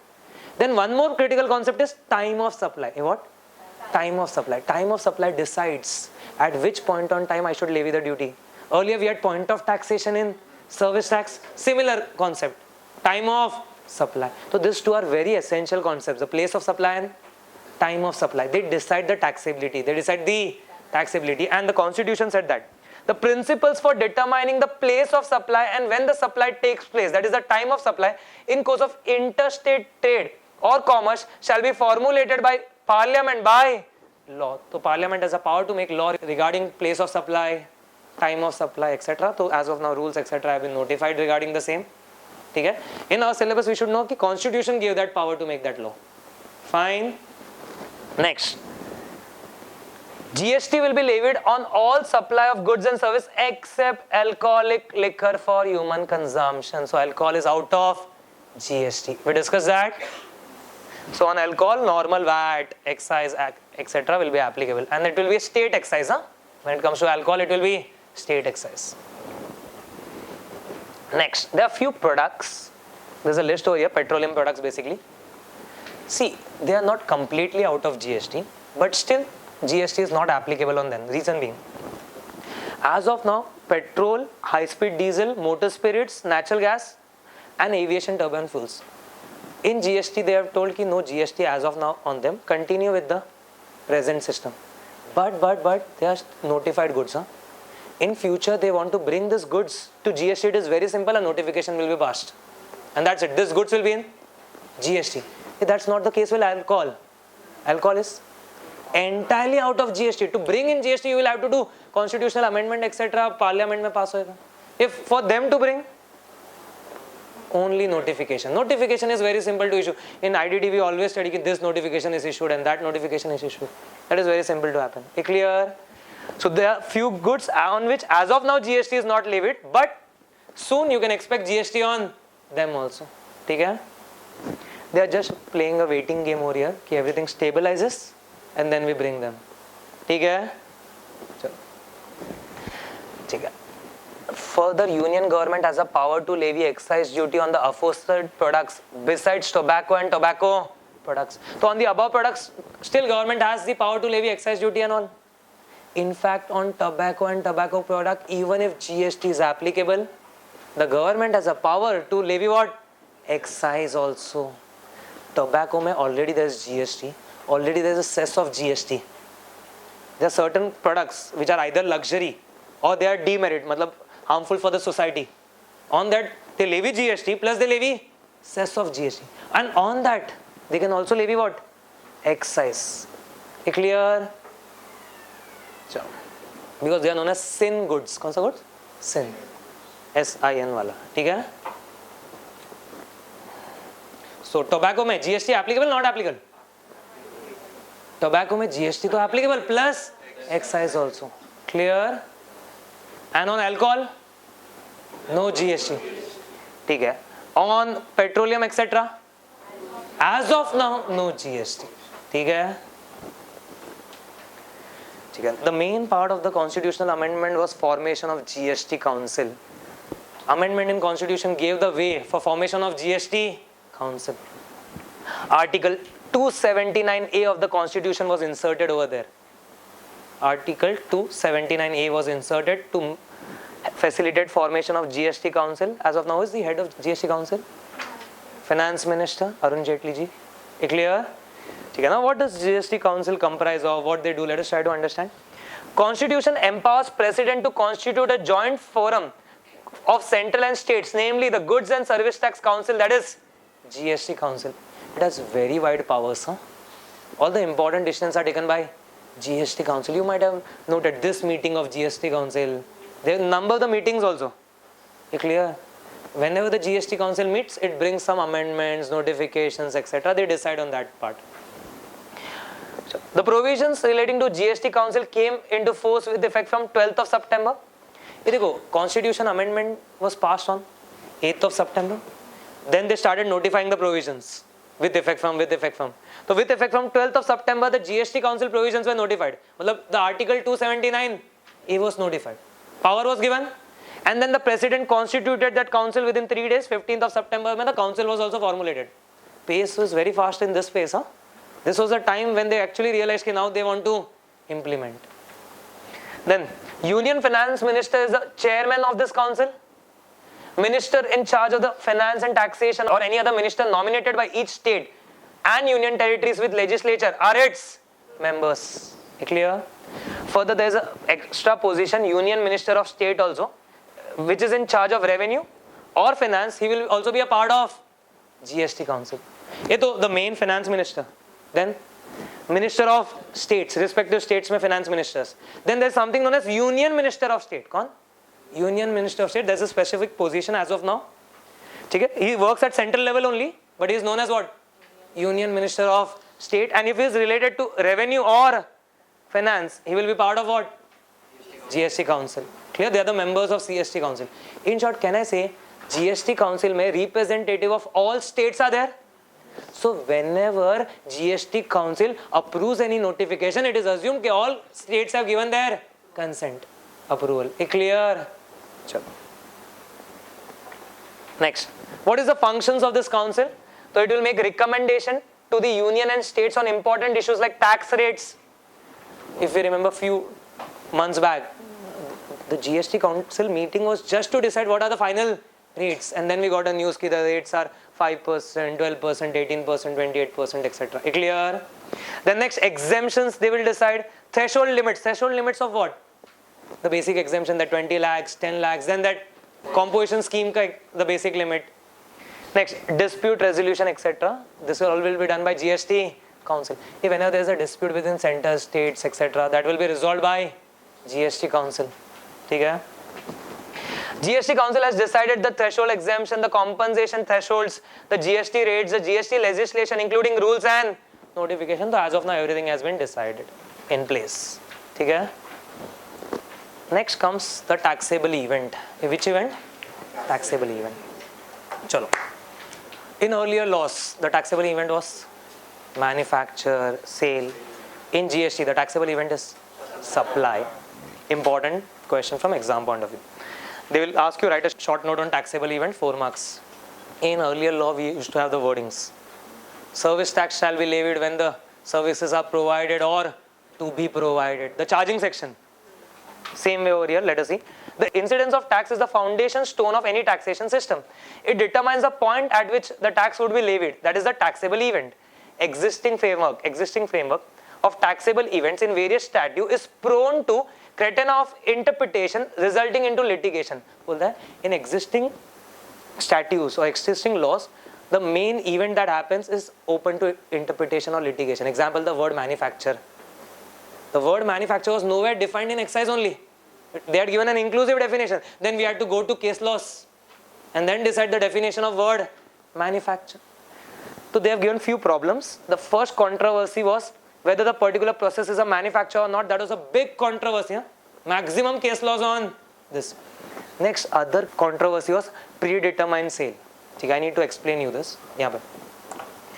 What happens is, say I am in Maharashtra, I have a branch in Maharashtra, I also have a branch in Gujarat. I transfer some goods from Maharashtra to Gujarat. So there are two ways of showing it. Either an interstate sale on which CST was levied earlier, or a branch transfer. Have you heard branch transfer? Okay.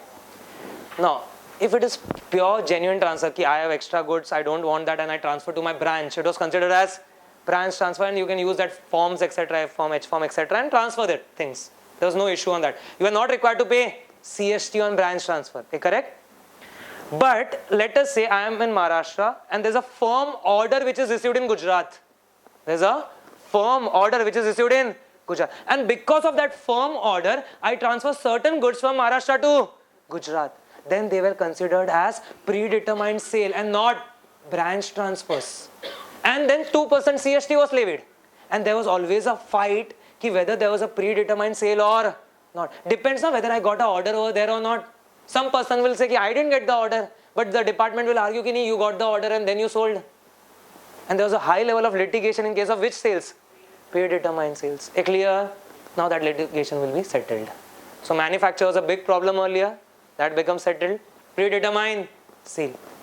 Next, the major problem was particular transaction was taxed as sale of goods also and services also. This was a third major problem of the old system. On same thing, goods tax, that is VAT, and service tax also. Clear with the three major problems? This predetermined sales, I have specifically written that interstate sale issue, you can write versus branch transfer, so that you remember. That was basically branch transfers hai ki interstate sale. That was the issue over there.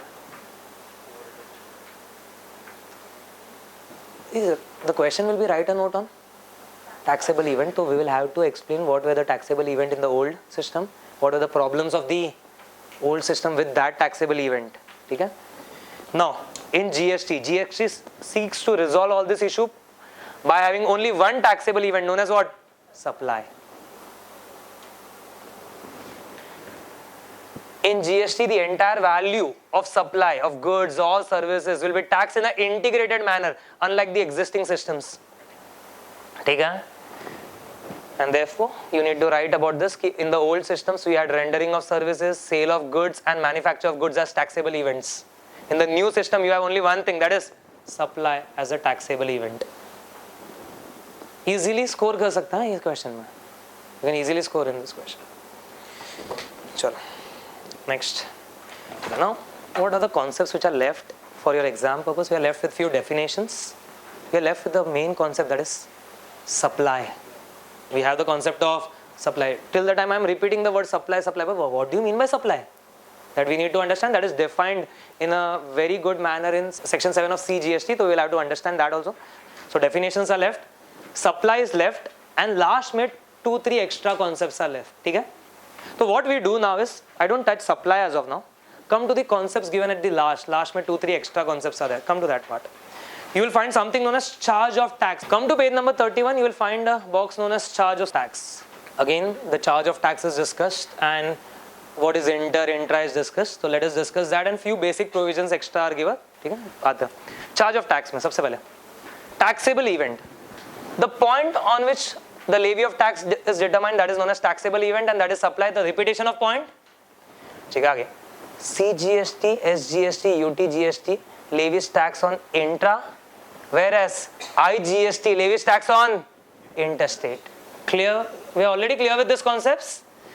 Then they have discussed what do you mean by intrastate supply and what do you mean by interstate supply. Now, so why this is given separately? There can be a question. Write a note on charge of tax. Same things only you have to write it, but you at least get to know what you need to write over there. Okay? Come to intrastate supply. Intra, within. So they say when the location of the supplier and the place of supply, two important words, when the location of the supplier and the place of supply, they are in the same state or union territory, it is known as intra-state supply. it should be within that state. Two important words, bolo. Location of the supplier and place of supply. These two concepts are very big concepts. The problem is we don't have that in our syllabus. और ना और थोड़ा clear हो सकता था. I can give you a few examples. Location of the supplier. Let us say I am supplying services from here. So this becomes my location of the supplier. That is not much issue. When it comes to place of supply, I will give you one small example. Say A of Mumbai has sold goods to say B of Gujarat, and the movement of goods will stop at Gujarat.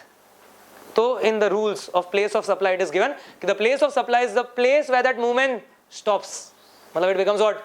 Gujarat. There are different rules for different things. I am just giving you one example out of that. Clear? So place of supply mein there are various rules, and from that we determine what is the actual place of supply. Okay? So two things. Chalo. Location of supplier and place of supply. If they are in same state, then intrastate. Next.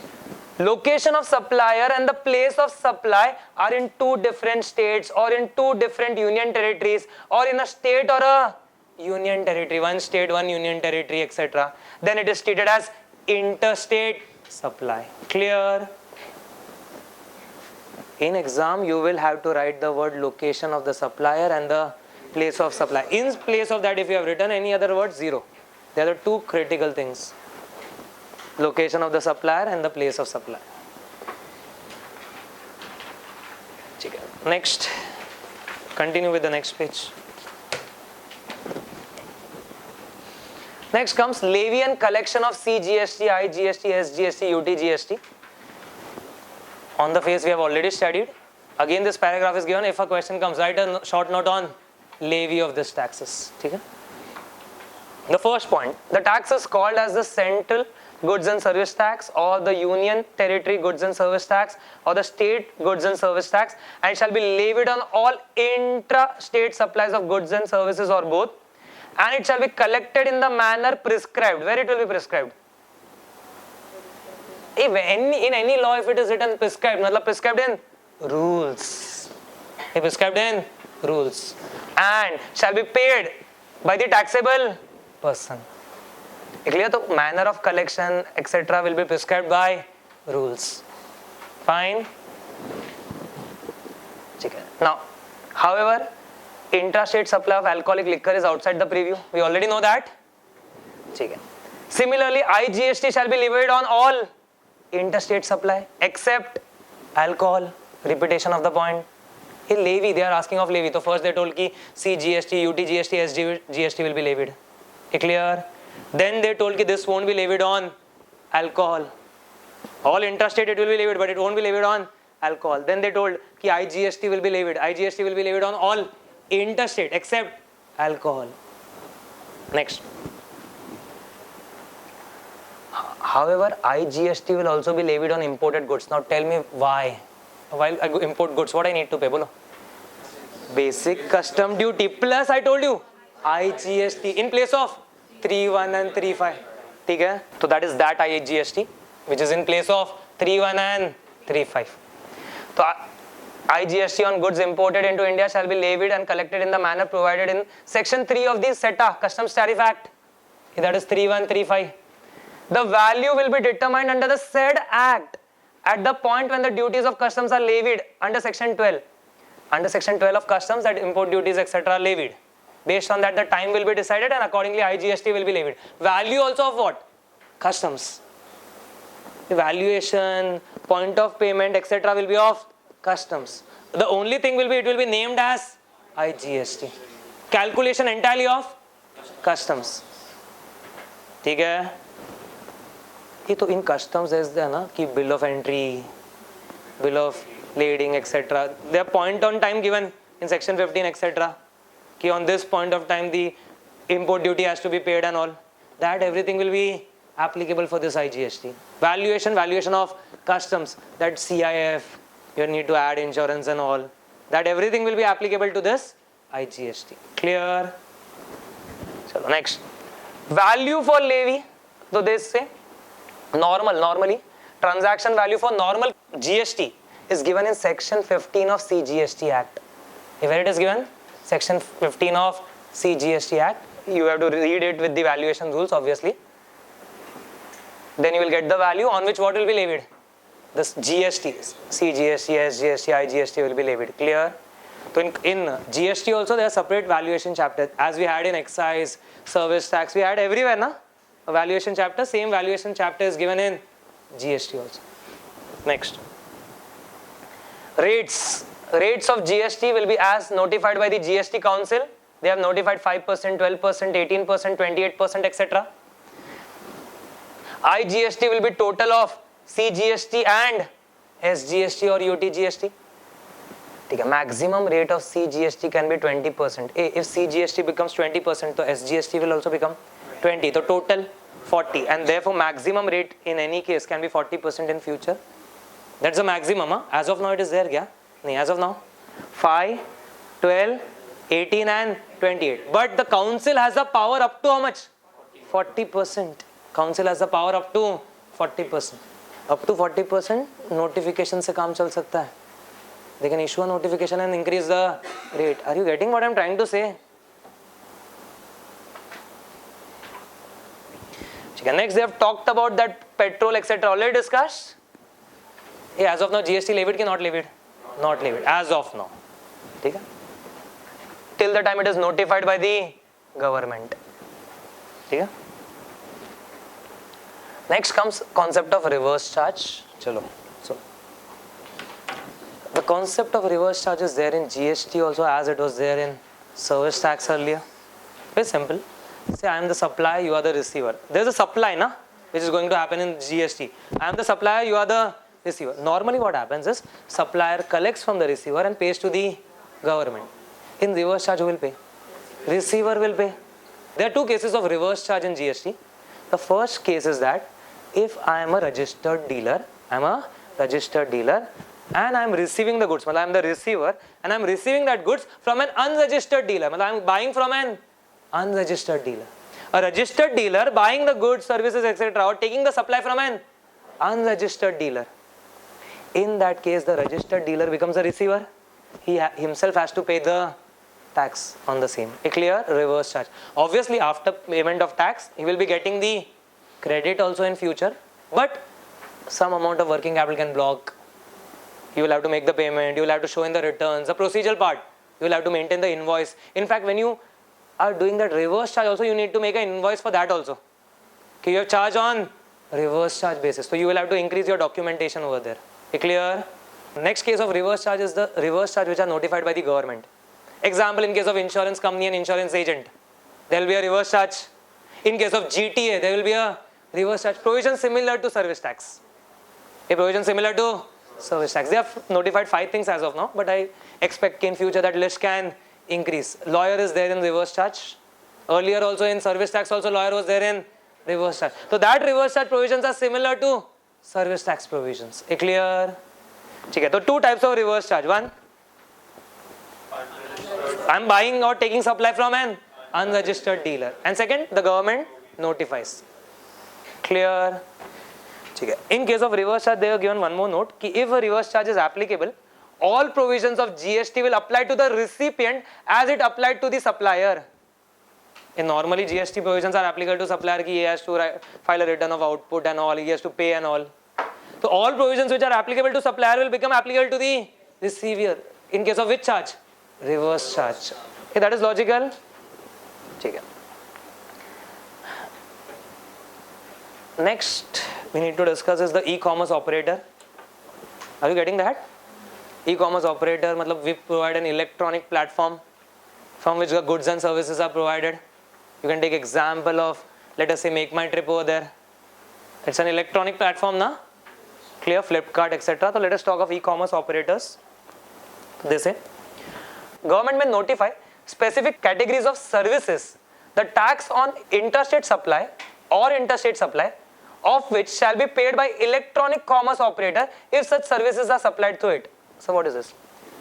In case of certain supplies of services, supply of services, government will notify that you are an electronic commerce operator, you will pay tax on them, neither the receiver nor the supplier will pay.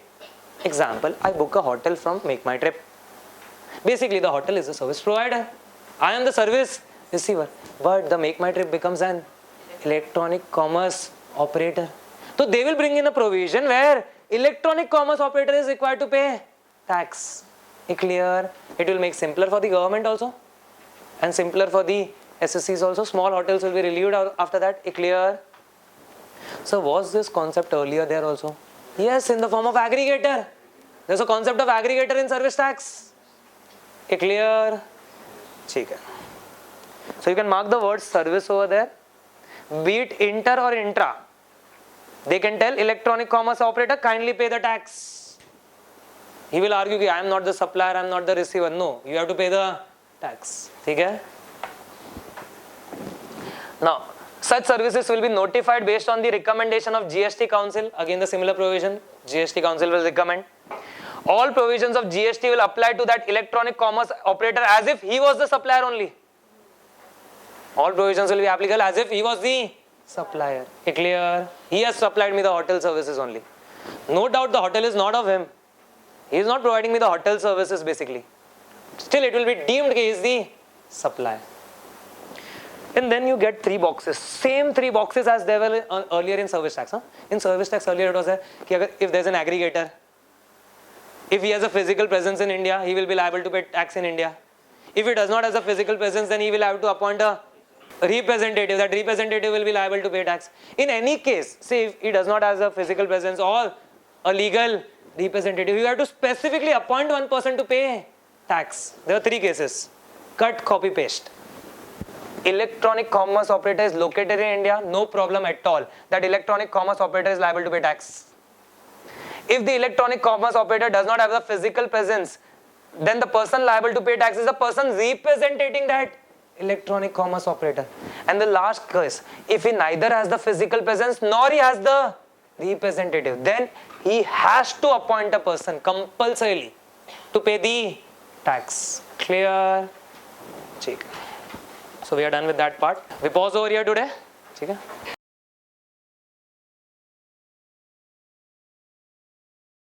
Chalo, let us continue ahead. 2 concepts to be discussed today, that is definitions and the concept of supply. Come to definitions first. Now, there are many definitions in the CGST Act. Out of that, ICA has recommended few definitions. So we will be considering that definitions. First definition is of goods. Now what do you mean by goods? Goods means every kind of movable property. So now that's a regular definition in all the act when the goods are defined. Good means what? Movable property. Immovable property is not included in goods. Okay? But it is other than money and securities. So money and securities are included ki not included? Not included. Okay. But includes actionable claim means actionable claim is included. So what I understand is goods means any movable property. All movable properties are good. It excludes money and security. So money and security are not goods. But it includes actionable claim. So actionable claims are considered as goods. Now what do you mean by actionable claim? Actionable claim means unsecured debt basically. Actionable claim means what? Unsecured debt. Example you can say debtors, where you need to claim money but no security is available. Now actionable claims are defined in Transfer of Property Act. So in the GST, in the CGST Act, it is written that actionable claim means as defined in Transfer of Property Act. Okay? Chalo. So goods means movable property, it excludes money and security, it includes actionable claim, and the basic definition of actionable claim was unsecured debts like debtors, where we need to claim the money. Okay? It includes growing crop, grass or things attached or forming part of land which are agreed to be served before supply or under contract of supply. So this definition, though many a times it is heard, ki goods includes crop or things attached to land which are agreed to be served. Now the difference is, it is written over here, which is agreed to be served before supply. In the earlier definitions which you used to study, now it was agreed to be served before sale. Since it is GST, the word is what? Supply. Clear? So crops etc., even though they are attached to land, since they are agreed to be served before supply, they are considered as goods. Clear? So is this law applicable basically when it comes to goods for money and security? No. For money and security, they are not considered as goods. So as of now, from goods point of view, this act is not applicable. Clear? Next, let us go ahead with the next definition. Next definition is e-commerce operator. What do you mean by e-commerce operator? E-commerce operator means a person who owns, operates or manages. It does any of the three things. What? A digital or electronic facility or platform. So he owns or manages an electronic platform or an electronic facility. For what? For electronic commerce. So you can say Make My Trip is an e-commerce operator. It operates a digital or an electronic platform. Why it operates that? For electronic commerce, so that public can buy the services online. Clear? So anyone who operates that platform is known as e-commerce operator. Fine. So why e-commerce operator etc. is defined? There's a concept of TCS in GST, tax collected at source, and that is applicable to e-commerce operator. So e-commerce operator is defined over there, but that TCS concept is not there in our CA final syllabus. Okay?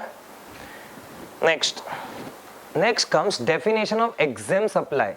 The definition is similar to definition of exempted services etc. in SENVAT.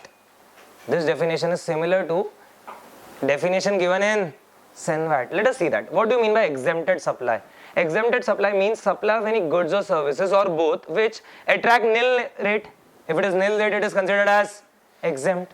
Or it is wholly exempt because of section 11 of CGST or section 6 of IGST. Section 11 of CGST or section 6 of IGST gives powers to government to issue notification and to issue notification regarding what? Exemption. So either the goods attract nil rate or they are exempted by government notification because of these two sections. Are you getting it? Or it includes non-taxable supply. So non-taxable supply are also considered as exempt supply. So what is the basic difference? First of all, anything which is in the preview of the charging section of GST is taxable. Anything which is outside the preview of the charging section of GST is non-taxable. Okay? There is a negative list in GST also, like services provided by employee to employer, etc. So they are not taxable at all, but for the purpose of this act, they will be considered as exempt supply. So what's the logic behind the same? If they are not taxable, then why they are considered as exempt? Reason, once they are considered as an exempt supply, then there can be restrictions on SENVAT credit. If they are considered as an exempt supply, then there can be restrictions on the credit available. Okay? No. Therefore, specifically, even non-taxable supplies are considered as exempt supply so that they can put restrictions when it comes to credit. The logic is very simple. If your output is not taxable, should you get the credit of input? No. So they are also deemed like exempt only. For exempt, output is exempt, so no credit of input. So non-taxable also output where there is no tax, so no credit of input. Are you getting the logic? Three things, chalo. Either nil rate or wholly exempt or non-taxable. They are considered as exempt from the purpose of CGST Act. Okay? Next is definition of business. That's a huge definition of business, and it is like business includes. Business includes. Means what we normally understand business is business and it includes blah blah blah blah blah. So is it a small definition ki very wide definition? Very wide definition. Clear? So business includes what? Business includes any trade, commerce, manufacture, profession, vocation, adventure, wager or any other similar activities, whether or not it is for pecuniary benefit. Means normal trading, commerce, manufacture, profession. It's fine. This is what? Business. That we normally understand by the term business and profession. But it includes vocation, etc. Now, vocation means a suitable career.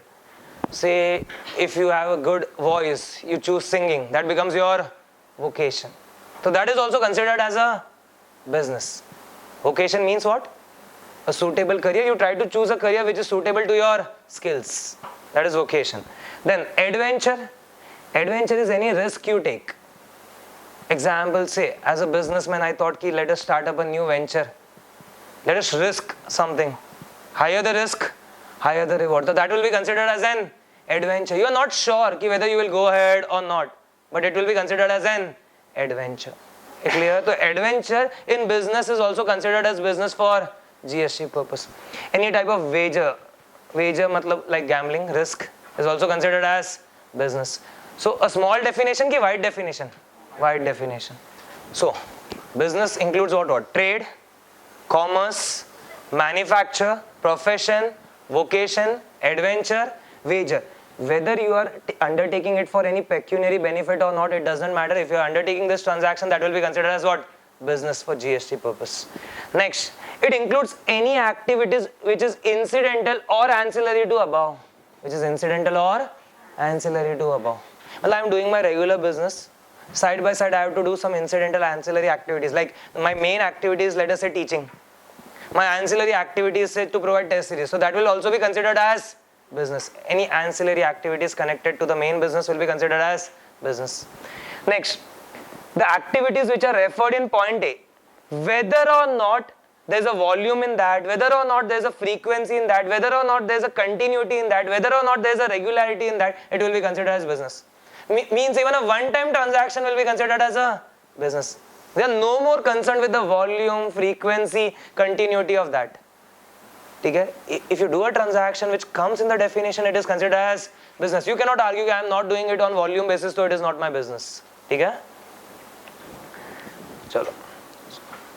So A point mein trade, commerce, etc. was covered. B point mein ancillary, incidental things were covered. C point mein it was given ki they are not concerned with the volume, frequency, etc. Okay? Next point. Now, many a times at the time of commencement of business or closure of business, you need to supply or acquire any goods or services. At the time of what? Commencement of business or closure of business. Either you need to supply or acquire any goods or services. That transaction will also be considered as business. You cannot say that I am doing at this start of the business, or I am now doing that activities at the end of the business, so that is not my business. They have clearly told it is also considered as business, so as to avoid litigation. Clear? Next, provision by club, association, society of any facility or benefit to its member. A club is formed, it takes subscriptions from its member, and it provides certain facilities, etc. to its member. Now, the facilities which are provided by the club, etc. to its members will be considered as a business only. Will be considered as business. So club argues ki nahi, we are doing for the mutual benefit of all. No, for GST purpose it will be considered as business. Clear? Chicken. Next, admission for a consideration of a person to any premise. Example, there is a premise. Okay? You want to enter into that premise, so there is an entry fee. You pay. That transaction will also be considered as business. Many people, let us say, have a museum, etc. and you want to visit that museum, so you have to pay what? An entry fee. That entire transaction will be considered as business. They can argue, nahi, but we are doing this, we are collecting this entry fee just to maintain the museum, etc. No matter. For GST purpose, it will be considered as business. Clear? Next. So any fee which you pay for admission to a place is considered as business. Next, services supplied by a person as a holder of office which has been accepted by him in course or furtherance of his trade, profession or vocation. Means, see, I am into particular trade or particular vocation or profession. Because of that profession or vocation, I have been appointed as a member or a chairperson in some institute, etc. That happens many a time. And when I am appointed as a member over there, I provide certain services. And maybe I am getting some fees out of that. That is also considered as my business. Clear? So that is services which are supplied as a holder of any office. And why you hold that office? Because you are doing certain trade, profession or vocation, and to advance that trade, profession or vocation, you have become a member or a chairperson, or you are holding some office at some place. And by holding that office, you are trying to provide certain services. That services are also considered as business. Clear? Wide definition. Next, services provided by race club by way of totalisator. मतलब totalisator वहाँ पे लिखो, it means to register bets. इसका मतलब है to register bets and to divide the amount, to register the bets and to divide the amount among those who won, and to divide the amount among those who won.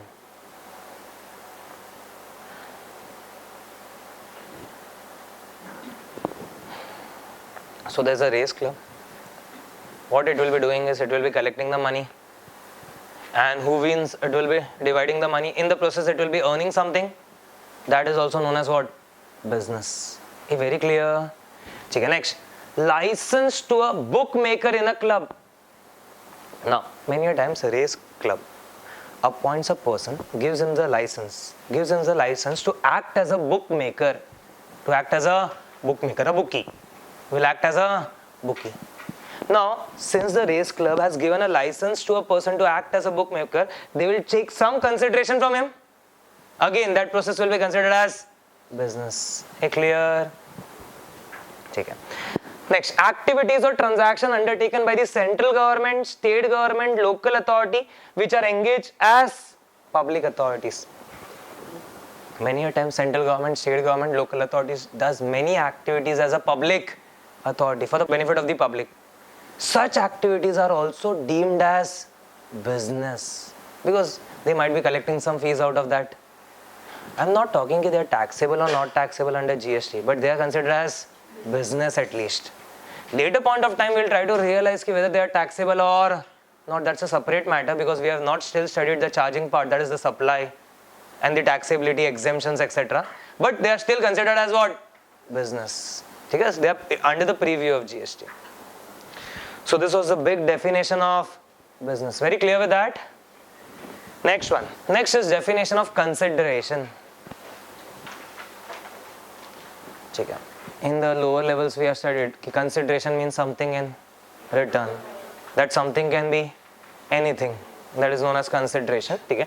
Now over here they have tried to elaborate at that point only, but in a sophisticated manner. Let us try to understand.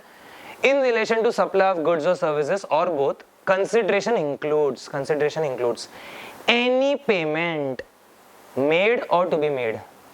So I am going to make it or I have already made it. Past tense or future tense. In lower levels it was there. Consideration can be past, present or future. Clear? So consideration means any payment which is made or to be made. Whether in money or otherwise. Example, I am teaching you, you are paying me a fee in money, that is considered as consideration. I am teaching you, you are giving me a gold coin, that is also considered as consideration because it is money or otherwise. Clear? Okay. In respect of or in response to, for inducement of.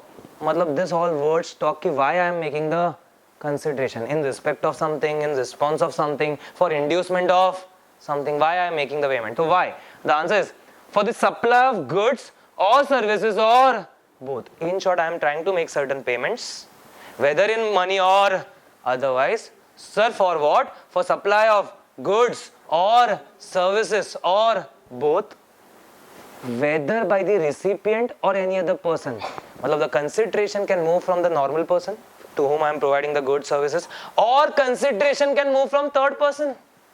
Consideration can move from third person. Sir, how did you get that? Whether by the recipient or any other person. Matlab consideration can move from third person as well. Clear? But shall not include any subsidy given by central government or state government. Example, say I am teaching you.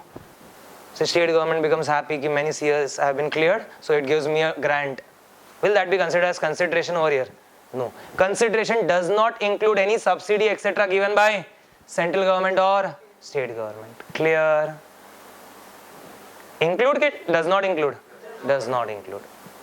Okay? So consideration means any payment made or to be made. It can be in money or otherwise. So for what? For supply of goods or services or both, and the payment can be made either by the recipient or any other person, but it does not include government subsidies. Clear?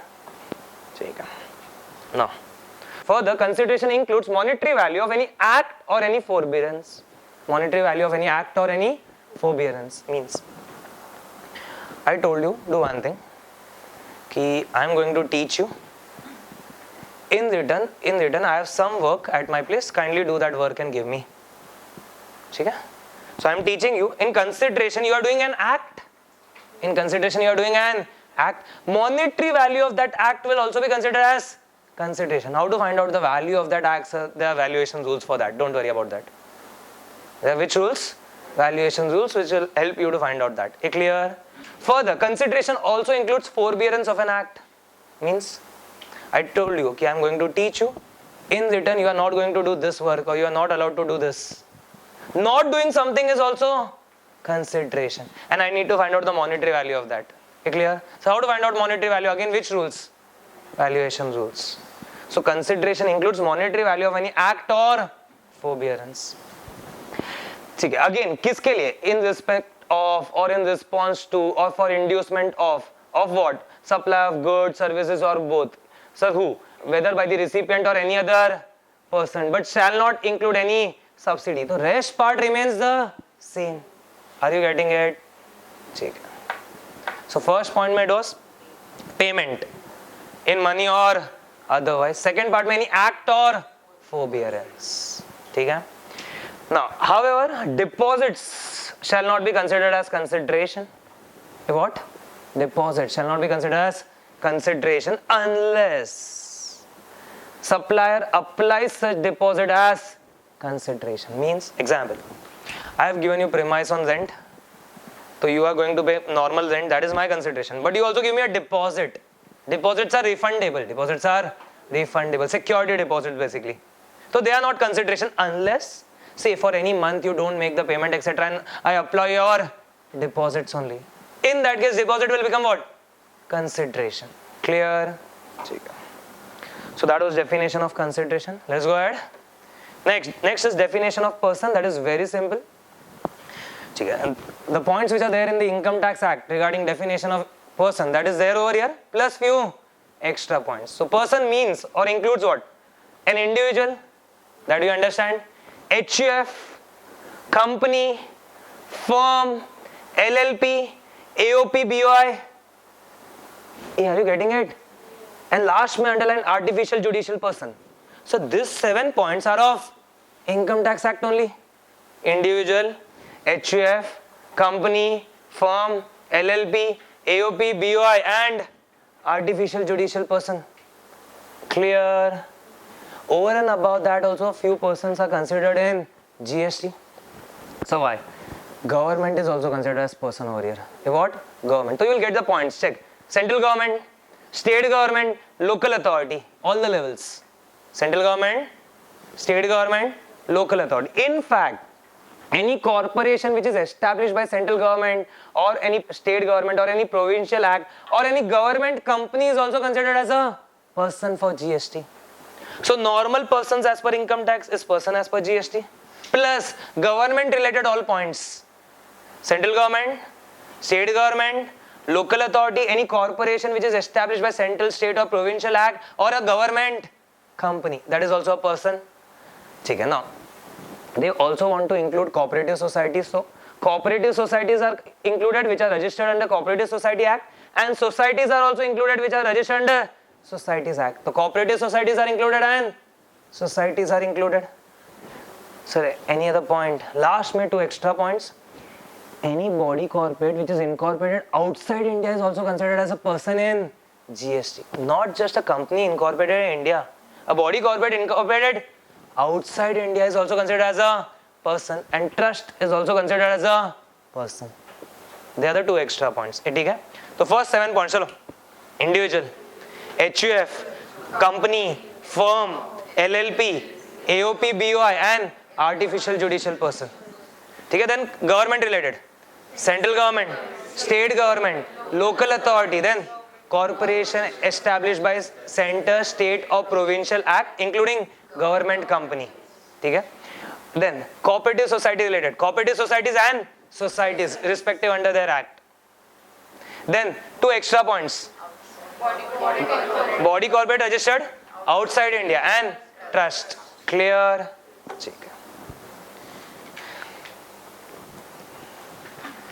Next, there's a concept of principal supply. Which supply? Principal supply. Now, I will give you an example.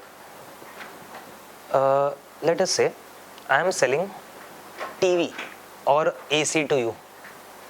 When I am selling this product, generally the installation part or the warranty part is normally included with the sale. Normally AC is sold, so including installation and warranty charges. So I have sold you a AC. I have done the installation. I have given you the warranty.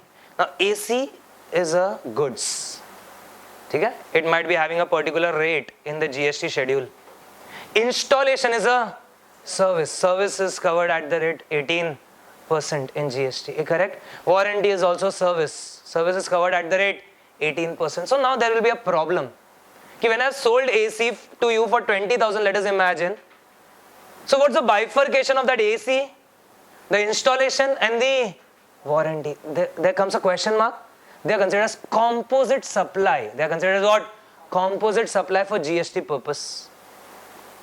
Then you need to check whether they have been combined genuinely. Matlab, is the nature of business as such that I need to combine it in the normal course of business? So tell me, my transaction was genuine or not? Genuine. I have given you AC, so obviously it will be including installments and warranty. I have not manipulated anything. In that case, it is considered as a composite supply and the entire supply will be charged at the rate of principal supply in that. Entire supply will be charged at the rate of principal supply. What's the principal supply?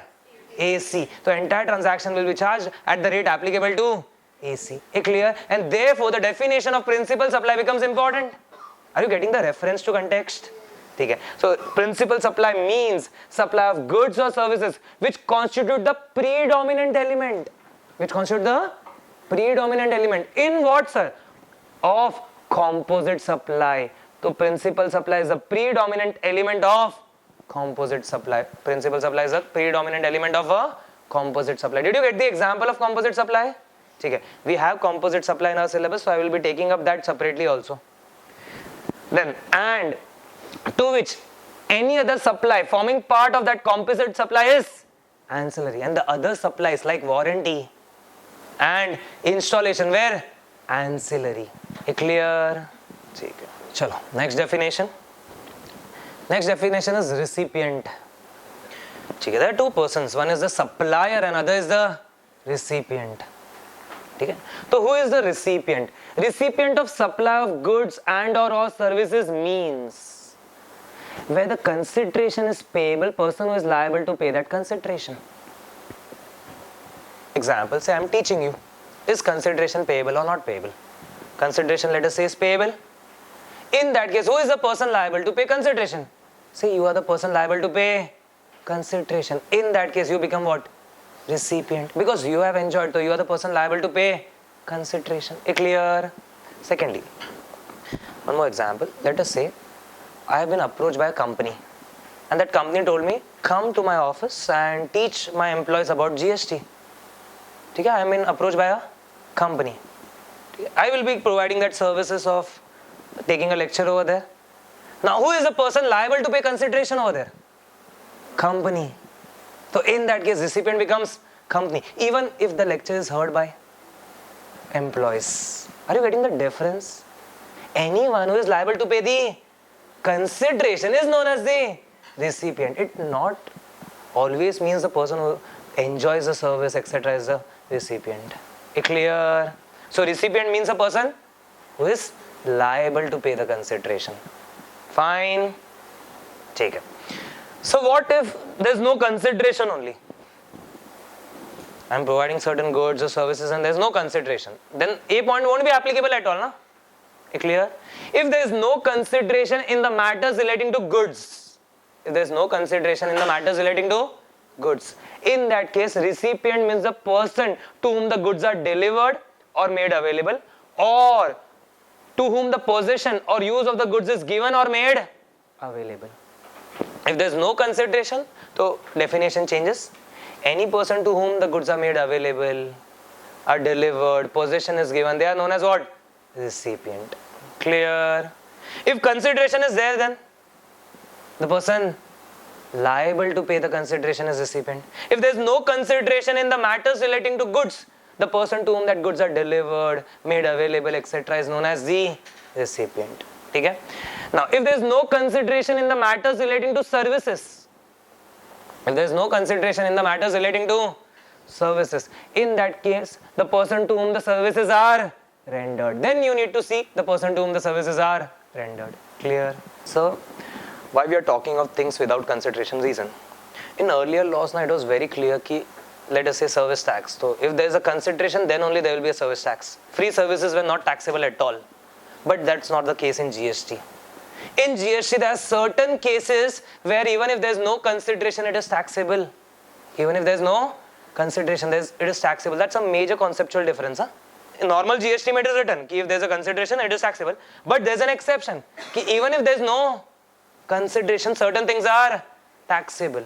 So we need to know ki if it is taxable, then who is the recipient and all, and we need to decide na based on recipient and all ki IGST, CGST, etc. Are you getting it?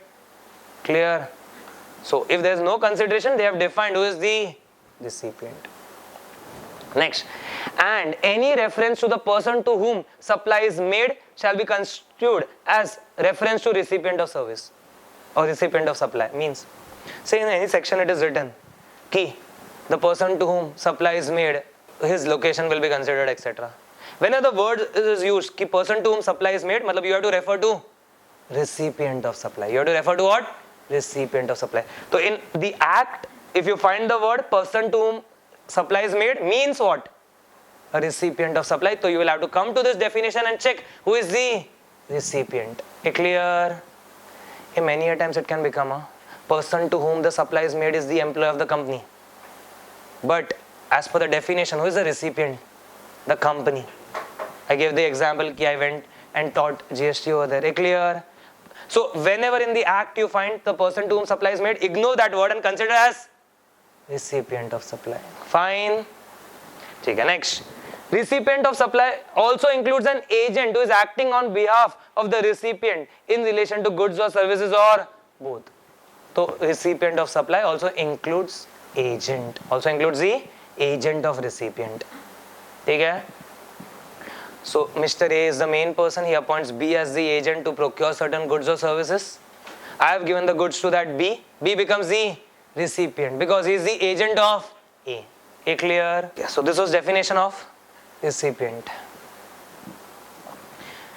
Next is definition of India. Definition of India is a regular definition which is there in any act. Okay? India means the territory of India. Territory of India, you will have 29 states, 7 union territories. That is the territory of India. India includes territorial water, that is 12 nautical miles from the baseline. Correct?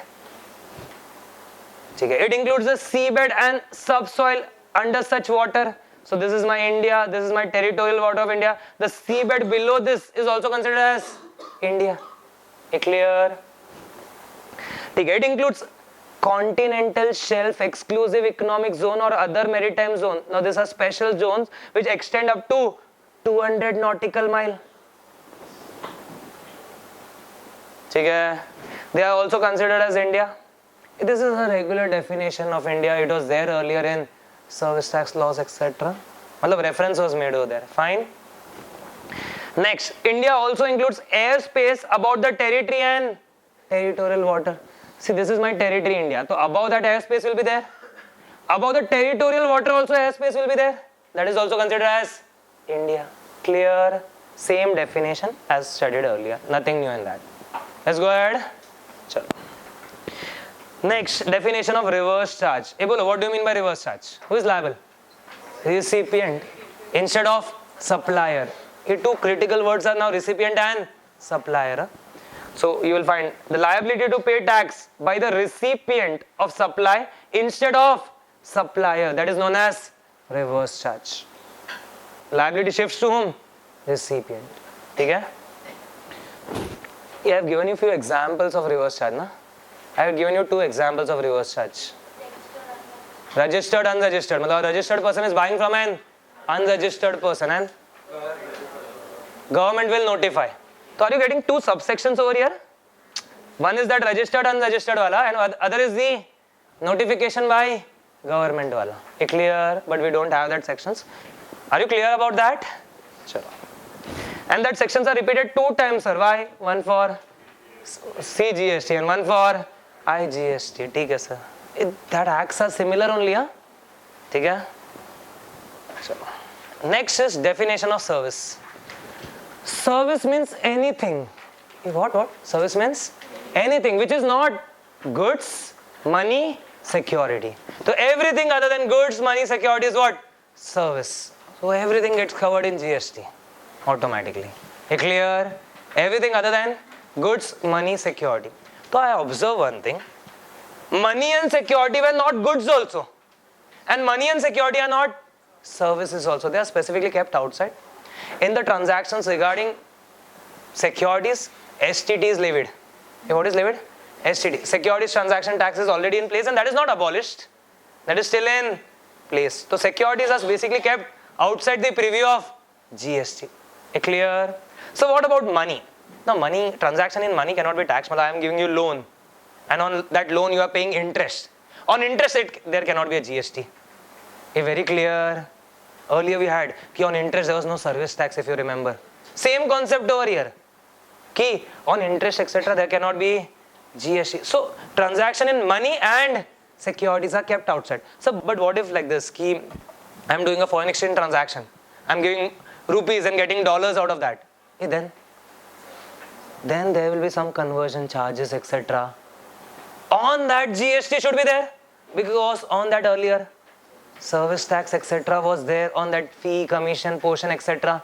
Clear? So that is given in the next part, but includes any activities relating to use of money or its conversion by cash or any other mode from one form, currency or denomination to another form, currency or denomination for which separate consideration is charged. So that is still a service.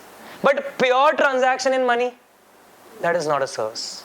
Pure transaction in money, are you getting it? I am giving you just loan and taking interest.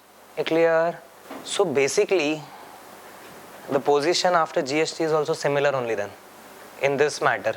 When it comes to money, pure transaction in money is not covered under GST, but the use of that for conversion of one form, currency denomination to another form, currency or denomination, and then charges are taken on that. That is covered under GST in the form of services. Okay?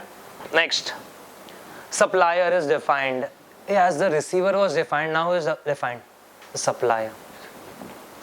Supplier means any person supplying the goods or services or both, and includes the agent. In GST, let us say A gives to the agent gives to the B. In GST, this is also covered by GST and this is also covered by GST. Even if agent does not become the owner of the goods etc. Sir, how to value the goods, how to pay the GST etc. There are rules about that, valuation rules and all. The calculation part you need not worry, but the conceptually the thing is even transfer to agent etc. is covered under GST, liable to GST. Earlier, if I am transferring say ownership from A to B, he is only the agent in between. So the main VAT etc. was levied from A to B and not in A to agent and agent to B. In that case only just a transfer challan etc. was made. Goods are just transferred etc. But now from A to agent and agent to B, there will be proper invoicing, GST will be there etc. Clear? In that case we observed in receiver also they put agent and in supply also they put agent. In both the definition they have included agent from receiver point of view also and supplier point of view also. Okay. Next comes the taxable supply. Any supply of goods or services of both which are chargeable to tax under CGST Act is known as what? Taxable supply. This definition is given in CGST Act. Defined so in IGST Act accordingly it will be defined. ठीक है? In short, if it is chargeable to tax, it is known as what? Taxable supply. If it is chargeable to tax, it is taxable supply. So what is non-taxable supply? If for it to be called as non-taxable supply, it should be not chargeable to tax under both CGST or IGST. Then only it will be considered as non-taxable supply. So even if it is chargeable under one, it is gone. Taxable supply. Fine. If it is not taxable under both CGST, IGST, then non-taxable supply. Clear? Next, a taxable person. Taxable person matlab who is registered or is liable to register under section 22 and 24 of CGST Act. Matlab person who is liable to register. There are two sections of registration. What? Section 22 and section 24. Are you getting that? A person who is liable to register under that sections is considered as taxable person. So what are that sections about? Section 22 talks about registration by giving the limits. Have you heard the limits? 20 lakhs, 10 lakhs for certain states, 20 lakhs for other states. If you cross that limit, you need to register. So that part is given in section 22. In section 24, compulsory registration is given even if you don't cross the limits. I can give you a few examples out of that. Example is a person engaging in interstate supply. A person engaging in interstate supply, or a person covered by reverse charge. There are the few basic examples. They need to compulsorily register even if limits are not crossed. There's a list of that. I have given just 2 points. There are 10 to 12 points on that. Fine. So any person who is liable to be registered or is registered is known as what? Taxable person. Registration happens under two sections, that is section 22 and section 24 of the CGST Act. 22 covers whom? The persons who are covered by the limit part. More than 20 lakhs, more than 10 lakhs, etc. And 24 is the compulsory registration even if you don't exceed the limits. Few examples of section 24 are person making interstate supply, person covered by reverse charge. Okay? Interstate, between. When it covers between, so compulsory registration, because IGST etc. will come, you will have to register so that the chain does not break and all. Clear? So we are done with definitions. Fine. Next concept is the concept of supply. Supply is our taxable event. Supply is our taxable event. So we need to consider what do you mean by supply. Example na, in earlier laws, let us say service. Service was our taxable event. So there was a definition of service. Anything which got covered in the definition of service was liable to service tax. Anything which was excluded from the definition of service was not taxable at all. Do you recollect that point? Same way there is a definition of supply over here. Anything which gets covered in this definition will be covered by GST, chargeable. It is taxable, it can be exempted later on or it can have nil rate, that's a separate matter. But it is at least taxable. Taxable event is attracted. But anything which is excluded from this definition is not taxable at all. Hey, are you getting it? So this is our taxable event. It will decide what is taxable and what is not taxable or non-taxable. Okay? Now it is covered by section 7, section 8, schedule 1, schedule 2, schedule 3. These all points we'll have to study simultaneously so that we understand the entire concept. In section 7 also we have 3 subsections. Section 7, subsection 1, subsection 2 and subsection 3. So we need to study section 7 in detail with all the subsections. Then section 8, schedule 1, schedule 2 and schedule 3. Then we'll get a complete idea. What do you mean by supply? That's the scope of the discussion. Okay? Now, section 7 talks about the meaning. Section 8 talks about the composite supply and mixed supply. Did I give you an example of composite supply? Yes, that's our AC with the installation, etc. So that composite supply, mixed supply is covered by section 8. Then there's schedule 1, where there are certain supplies, they are deemed as supply even if they are without consideration. I told you, normally tax is levied when there is a consideration. But in GST there is an exception. Even if there is no consideration, they are deemed as supply. And if they are deemed as supply, matlab chargeable, taxable. Sir, amount, that depends on valuation rule, no doubt about that. But it becomes taxable. And it is obvious, to understand valuation rules, point of taxation, etc., you need to know the definition of supply. Because all that points comes from the definition of supply. In supply definition, it is given that particular thing is taxable even if it is without consideration. Then it will go to the valuation rules. In valuation rules, it will be written. For this point, this is the value. Clear? So first of all, you should know that it is at least a supply. Okay? Next comes the matters which are treated as supply of goods or as supply of services. Now, many a times there's a fight whether there's goods supplied or whether it is a service supply. So in GST, why that fight? GST to goods and service tax, na sir. But in GST also there are schedules.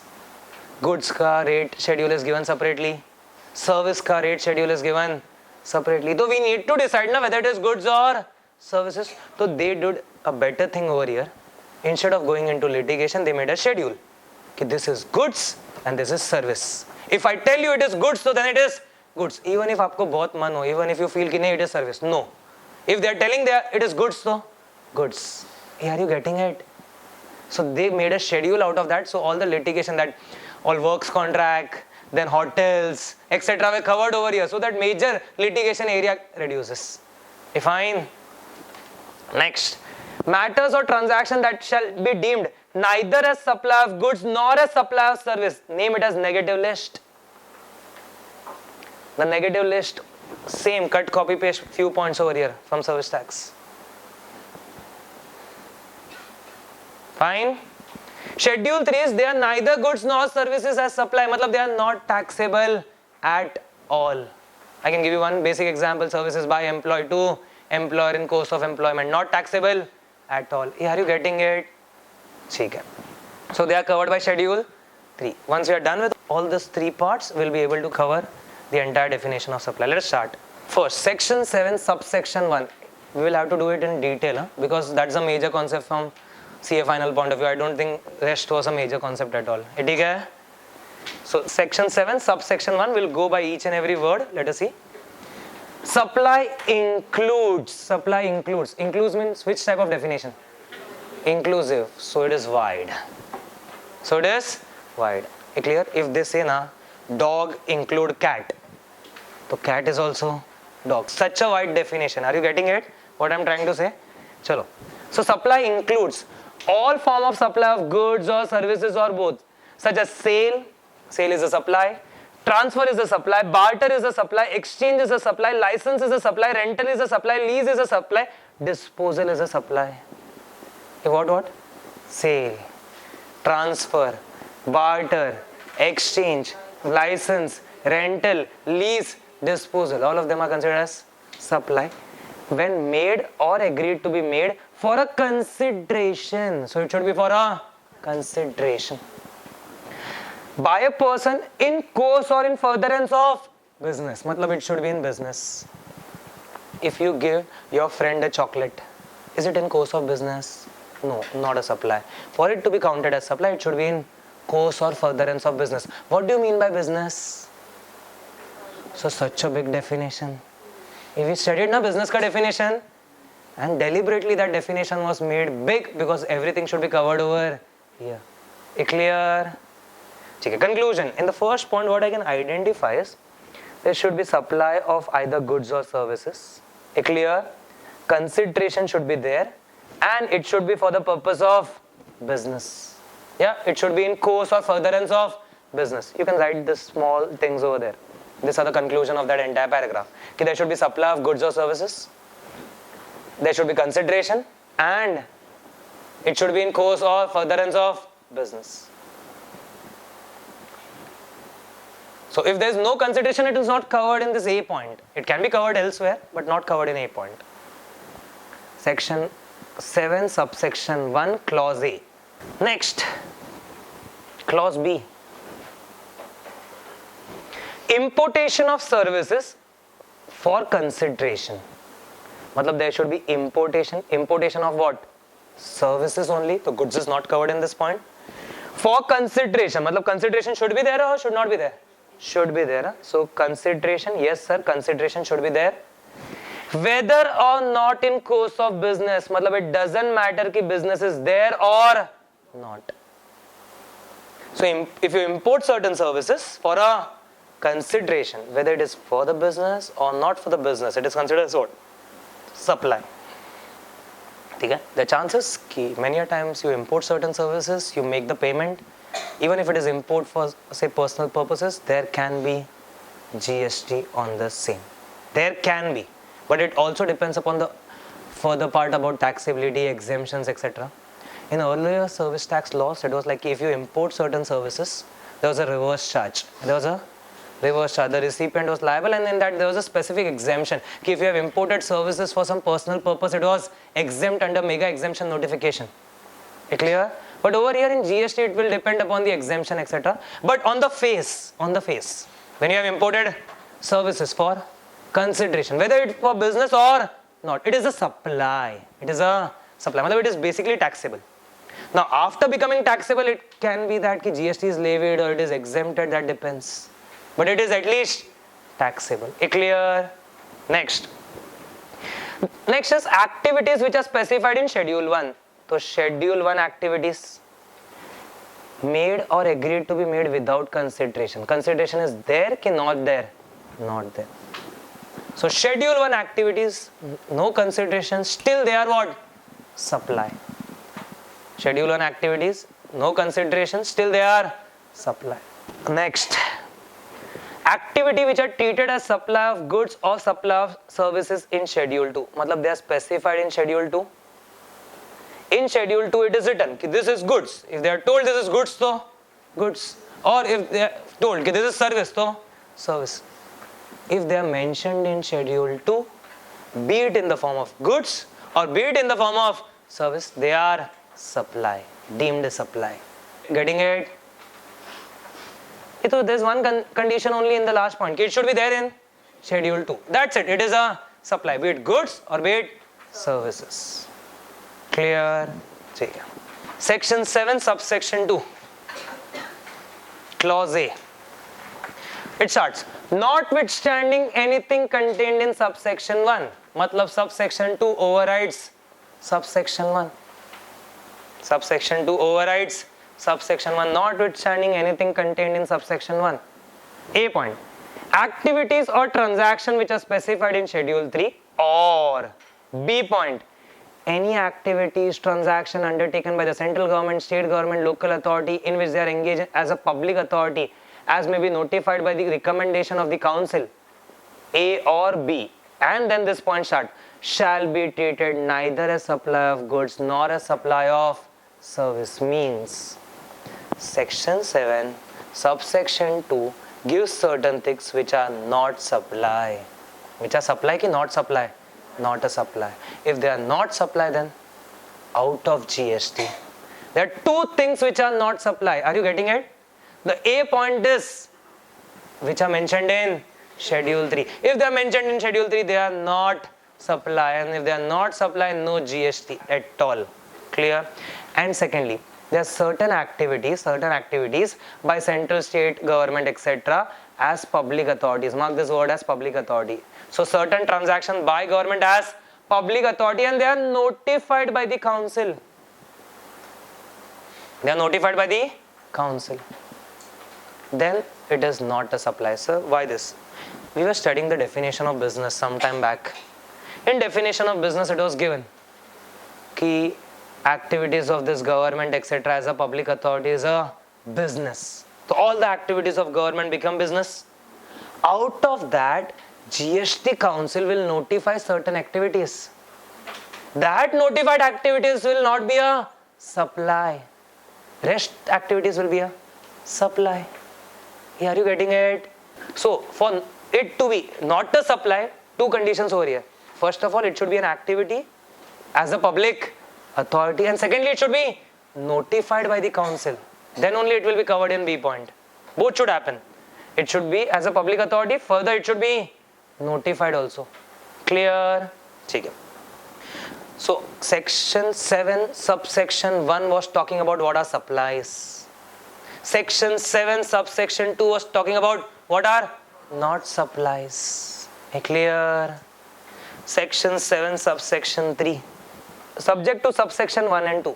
Matlab 3 depends on 1 and 2. 3 will not override it. Clear? So most powerful section is actually subsection 2. It overrides. Subsection 3 is Aram wala. It does not override the 1 and 2. Subject to subsection 1 and 2, government may on recommendation of council specify by notification. So again there will be a notification regarding what? Transaction that will be treated as supply of goods and not supply of services, or supply of services and not supply of goods. Means they have kept the power open also. They have kept the power open ki in future, let us say there is some litigation. So government has a power to issue a notification and they can specify ki this is goods and not service, that's it. Or this is service or not goods. So there is already schedule 2 on that. Na? If they have missed any point in schedule 2, there is a possibility ki in future there can be certain litigation. And now to do an entire amendment, it will be a task. So simple, they have given power to themselves to issue what? Notification and settle the matter. Clear? So can I say section 7 subsection 3 is all about the power to notify goods or services? Okay? That was entire section 7. I need to deliberate a lot of things on that. Obviously I need to deliberate schedule 1, schedule 2, schedule 3 which were notified in that, correct? I need to deliberate on certain definitions also, but at least clear on the face of that. Next there's a small note over there. This we studied provision of CGST Act. We studied section 7 of CGST Act. Same is made applicable to IGST Act wide section 20 of IGST Act and UTGST Act by section 21 of UTGST Act. If anyone has referred the bare act, I don't know. There are 3 acts, barabar na? CGST, IGST, UTGST, the 3 basic acts. CGST is so thick. IGST, UTGST are thin. You can just download on the net. Okay? So why? Because in IGST Act and UTGST Act, they have did a shortcut. They have put a section which tells that this all sections of CGST are applicable. Khatam. Clear? And that section of IGST is section 20 and that section of UTGST is section 21. It lists all the sections. This sections of CGST are applicable. Clear? Chalo. Now we will analyze the entire thing. Fine? Analysis mein the first analysis is we are talking of section 7 subsection 1 clause A. That was which part? Tell me. Supply of goods or services. In that sale, transfer, barter, exchange, everything was covered, but it should be for consideration and in course of business. That is all thing is explained over here. Okay, let us try to understand. First of all, they told ki definition of supply is supply includes, means it's an extensive definition. That I told you. It started with the word include. Clear? Then I told you ki it includes all form, that is sale, like transfer, barter, वगैरह वगैरह. And I highlighted 2 words. You can mark that. In course and for consideration. So first you need to check whether it is in course of business or not. Second you need to check whether there is a consideration or not. And then lastly, it includes sale, transfer, barter, etc. Clear? So can I say it is highlighted? Just what we have studied, it is highlighted over here. Then, again they have highlighted that consideration should be there. In course of business it should be there. We have already written that in short over there. Fine. Okay. Now they have explained what do you mean by sale, transfer, barter, exchange, license, etc. There were so many terms. Now they say sale and transfer are not defined in CGST Act. Sale and transfer are not defined in CGST Act. So what we understand by the term? Normally we understand that when there is sale or transfer, there is a transfer of title or property. There is a transfer of what? Title or property. So you can mark. In earlier laws, transfer of property was considered as sale in earlier laws. Under CGST, not defined. Clear? Further transfer is also not defined. So it is kept open over there. So as a layman, I can interpret over there. Transfer or sale means what? Transfer of property or title in goods. Clear? So sale, transfer defined in GST, not defined? Not defined. So we'll have to interpret that from other acts and all. Fine. Next comes exchange and barter. What's the difference between barter and exchange? So they say, when it is barter, na, so I give you goods, services, you give me goods, services, there's no money. In exchange, there can be some non-monetary consideration and some monetary consideration. In exchange, it can happen that I give you a car, you give me a car and 1 lakh. Are you getting it? So in pure barter, it will be only goods and services.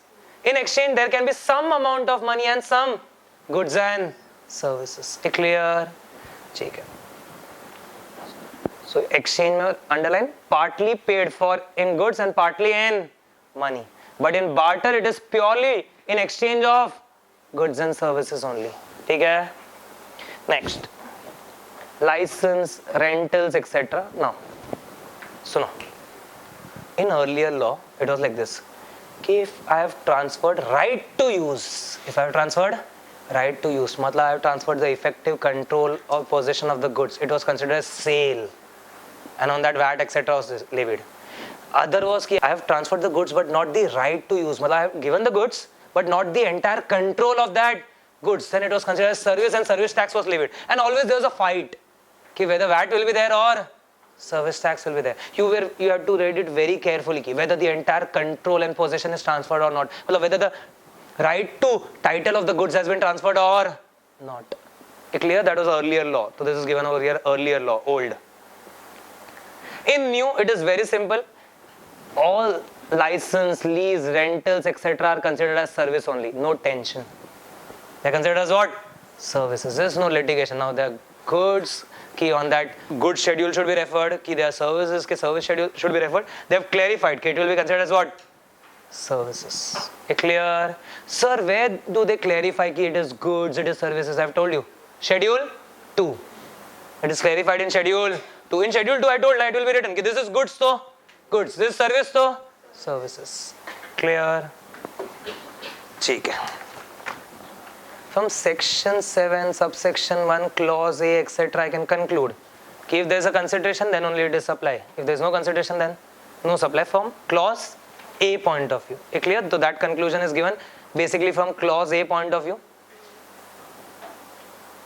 But they have clearly given unless it is deemed as supply under Schedule 1. Schedule 1 was what? Even if there is no consideration, it can be supply. So that's a conclusion of that. Section 7, subsection 1, clause A. Wahan pe wo complete hota hai. Clear with that?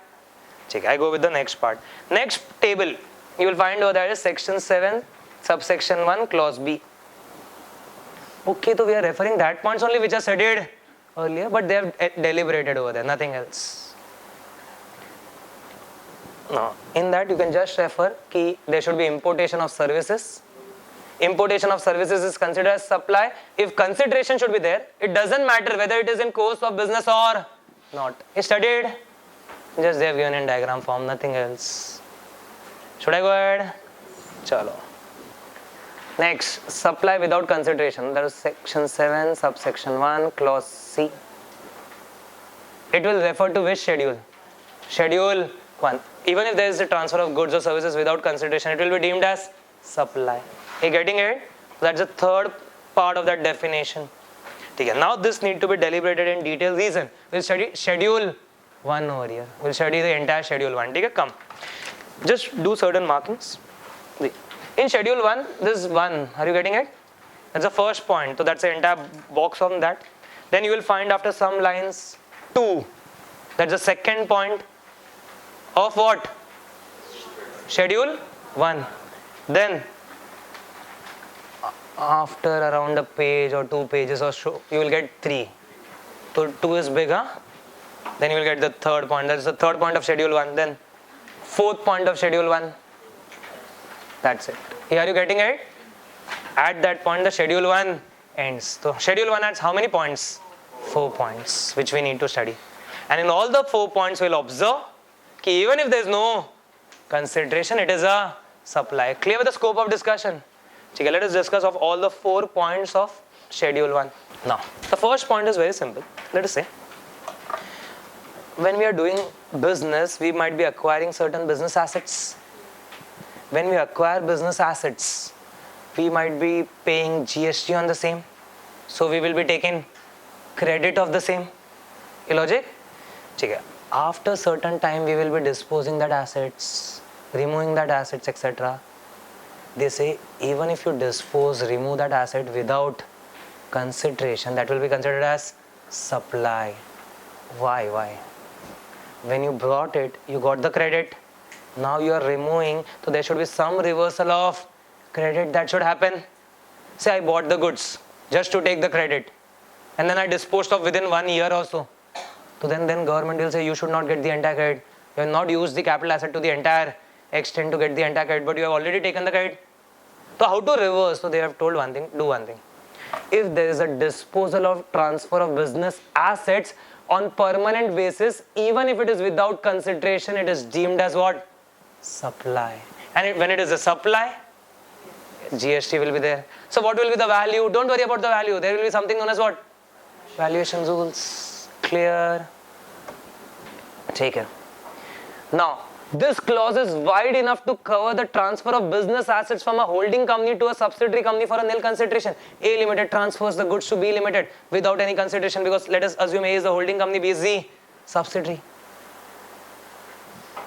Gone. Disposal or transfer of business asset without consideration, it is deemed as supply. GST will be there. Clear? To ensure chain of credit, etc., there will be a concept key. The person who is transferring will pay GST, but the other person who is buying can get the credit, etc. That's other part, but there will be GST. Clear? Next, you need to know that this section or this provision will be applicable only if the input tax credit has been availed on such asset. If I bought some asset and I have not availed input tax credit, then obviously this provision should not be applicable, because I told you the logic of the provision. The provision is made just for the reversal of the credit. So if you have taken the credit, then only provision is applicable. If you have not taken the credit, how provision is applicable? Clear? Chalo. Few examples are given over there. XYZ and company donates old laptop to a charitable school when the new laptops are purchased by the business. Now, old laptops are transferred. Old laptops are disposed or transferred without consideration. They will be considered as supply. Clear? Why? Because they might have taken the credit earlier when they would have bought the laptops. Okay? So how did you get कि it is without consideration? They have given it to a charitable school. Okay? Now this will qualify as a supply provided input tax credit had been availed of such laptop, matlab the old laptop. If you had taken the credit of old laptop, now the transfer will be considered as supply. Okay? Next, a cloth retailer gives cloth from his business stock to his friend free of cost. He has bought the clothes, so it's an normal input or tradable goods for him. He might have taken what? Credit. Now that clothes is giving free of cost to his friend, so it is without consideration. Transfer of business asset without consideration. So business asset includes stock. Yes, business asset is the word, not the fixed asset. Business asset can include fixed asset, it can include stock. So even if you transfer such stocks, it will be considered as supply and it will be liable for GST. So what will be the value? Don't worry about that. Valuation. Okay? So business stock will also be considered as supply over there. So business asset means business fixed asset, business current asset, all the assets. Okay? Chalo. So we are done with the first point of schedule 1. Schedule 1 was without consideration also supply. The first point is transfer of business assets. Okay? Permanent transfer. Which transfer? Permanent transfer. A temporary transfer will be considered as renting. Clear? I am not talking of temporary transfer. Which transfer over here? Permanent transfer. Chalo. Next. Supply between the related person or a distinct person. Okay. If there is some supply between a related person or a distinct person, there are two names. Related person and distinct person. Related, so you can imagine somewhere relative, or let us say there's a holding company and a subsidiary company, they become what? Related. So supply between a related person or distinct person. Distinct person I need to explain you. Don't worry about that as of now. Distinct person is a different concept altogether. If there's a supply between a related person or a distinct person, even if it is without consideration, it will be deemed as supply. Once it is deemed as supply, then GST. So give the example now. I can give you an example of distinct person first. As per GST law, what do you mean by distinct person is, if there's a person with the same PAN and it has multiple registrations. A person with same PAN has multiple registration. It can have first of all, each state he should have at least one registration as per GST. Clear? Secondly, within the state also he can have multiple registration if he has different business verticals. क्या बोला मैंने? Within the state also he can have multiple registration if he has different business verticals. Example, I am doing two business. Let us say coaching business is separate and the CA business is separate. So I can have two registration in the same state also under the same PAN. Yeah, are you getting it? Matlab one PAN can have multiple registration in different states, and within the states all such registrations will be deemed as distinct person. All such registration will be deemed as distinct person. Yeah, are you getting it? So if I have an office in Mumbai and if I have an office in Delhi, I have taken GST registration for Mumbai office and Delhi office, they will be deemed as distinct person. And Mumbai office transfers anything to Delhi office, or Delhi office transfers anything to Mumbai office, even if it is without consideration, it will be liable to GST. That's a major change in GST. Earlier branch transfers were not taxable before GST. There was a concept of forms to be issued under CST. But under GST, this branches etc. are considered as distinct person, and there is a transfer between a distinct person without a consideration. It is deemed as supply. It is deemed as supply. Are you getting the concept of distinct person? Clear? So come to that distinct person wala. I will explain you the related person later on. Come to distinct since we have already discussed that. Aa jao. Distinct person. Person who has obtained or is required to obtain more than one registration, whether in a state or a union territory, or more than one state or union territory, shall in respect of each registration be treated as a distinct person. So each registration will be deemed as a distinct person. Clear?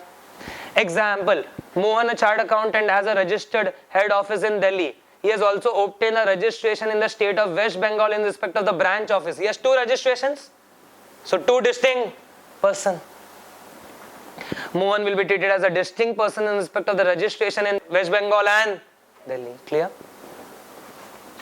So what does it matter? Is it very important? Yeah, it is important. Reason. Under service tax, it was like ki, say Mumbai branch is providing services to Nagpur branch. They are considered as same person only, no service tax on the same.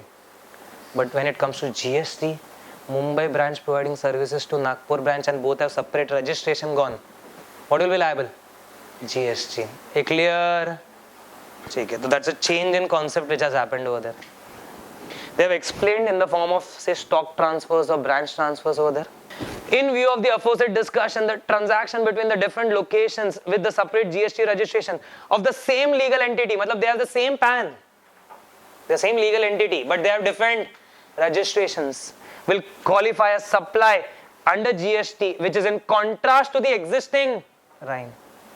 Clear? Be it under CST law, be it under old service tax law, the inter-branch transfers were not taxable, and now under GST it is taxable. So that's a good or major change, you can say. Fine. You might be observing certain provisions, I tell you it is same. Earlier also it was like this only, now also it is like this. Few provisions there is major or contrasting differences. That will help you sometimes practically also to do work. Pehle aisa hota tha, now we will be doing like this, because your batch will be one which has studied old one and is going to study new also. Clear? So you need to highlight that point. Chalo, now there is one more point over there. What? Related person. So let us study what is the definition of related person. Because transaction between the related person, even if it is without consideration, it will be considered as supply. So what do you mean by related person? Related person means a person who are officer or directors in one another business. See, I have a business, my friend has a business. He appoints me as a director in his company and I appoint him as director in my company. Related. Clear? Director or officers in one another's business. Next, person who are legally recognized partners. A and B open a partnership firm. So automatically A and B become related persons. They are legally recognized partners under partnership. Fine. Persons who are employee and employer, star mark. This was an area of so much deliberation in last few days. Persons who are employee and employer are considered as related person under GST. So if employer is transferring anything to employee without consideration, it will be supply, and if it is a supply, there will be a GST. Last few days mein the debate is going on. What about the perquisites which are given to the employee? What about the house rent allowance which is given? Many things are given by the employer to employee, and there will be a very big question mark what to do of that. Clear? Because employee and employer are considered as related person. So there was a debate, and then government gave a clarification also. So I have included that clarification in our discussion. So let us come to that. Employee and employer. Raja. That's a recent clarification which is issued by government. You will find a heading between employer and employee. So we are deliberating on that point. After stock transfers. Himila? What we studied as of now, employer and employer, related person. So any transaction without consideration will be deemed as supply. Okay? Chalo. First of all, by virtue of the aforesaid definition of related person, employer and employee are related person. However, services provided by employee to employer in course or in relation of employment shall not be treated as supply. That I told you earlier. Why? There is schedule 3. Schedule 3 tells ki this is not supply. If it is not supply, then negative list gone. So there are two contrasting things. One, in schedule 1, they are related person. So even if it is without consideration, it is supply. There is schedule 3, in which it is written key services by employee to employer in course of employment are not supply. Clear? How to reconcile? How to reconcile? Okay? So there's one more point, and then we'll reconcile. One more point is in schedule 1 it is given key gifts which are not exceeding 50,000 in value in a financial year by employer to employee shall not be treated as supply. So employer giving gift to employee for a value not exceeding 50,000. If it exceeds 50,000, it is a supply. If it does not exceed 50,000, then it is not a supply, and that 50,000 is in a year per annum limit, not one transaction limit. So employer giving gifts to employee up to 50,000 a year is not a supply. Ek minute. 3 things now. First, employer are related person. So without consideration, supply. Second point, employee providing services to employer in course of employment. In course of employment is not a supply. Third thing, employer giving gifts to employee up to 50,000, not a supply. Now we need to reconcile the same. We will have to find an opinion. Na? 3 provisions talking differently. Then they give a clarification. Let us say there are certain perquisites etc. which are given by employer to employee, and they are the part of the contract of employment only. When the employee enters as a service, there is a service contract which is signed, CTC is decided, CTC, cost to company is decided, and that all part, perquisites etc. are part of that CTC. Many times you have observed, na, we got CTC as 10 lakh, but salary to utna nahi aata hai, because other things are perquisites etc. Are you getting it? That was predetermined. It was predetermined. In that case, they will become in course of employment. If they become in course of employment, tell me, it is a supply ki not a supply? Not a supply. Are you getting it? But let us say employer becomes happy and gives car to all the employees in Diwali. I got a news last year. A businessman in Ahmedabad did that. Okay? Employer giving gift of car to all the employees was a part of agreed consideration when he joined etc. No, that's pure gift. Voluntary. Gift should be voluntary. A gift should be what? Voluntary. So up to 50,000, not a supply, but over and above 50,000 it will be considered as supply. So can I say which is part of earlier contractual obligation etc. that is in course of employment.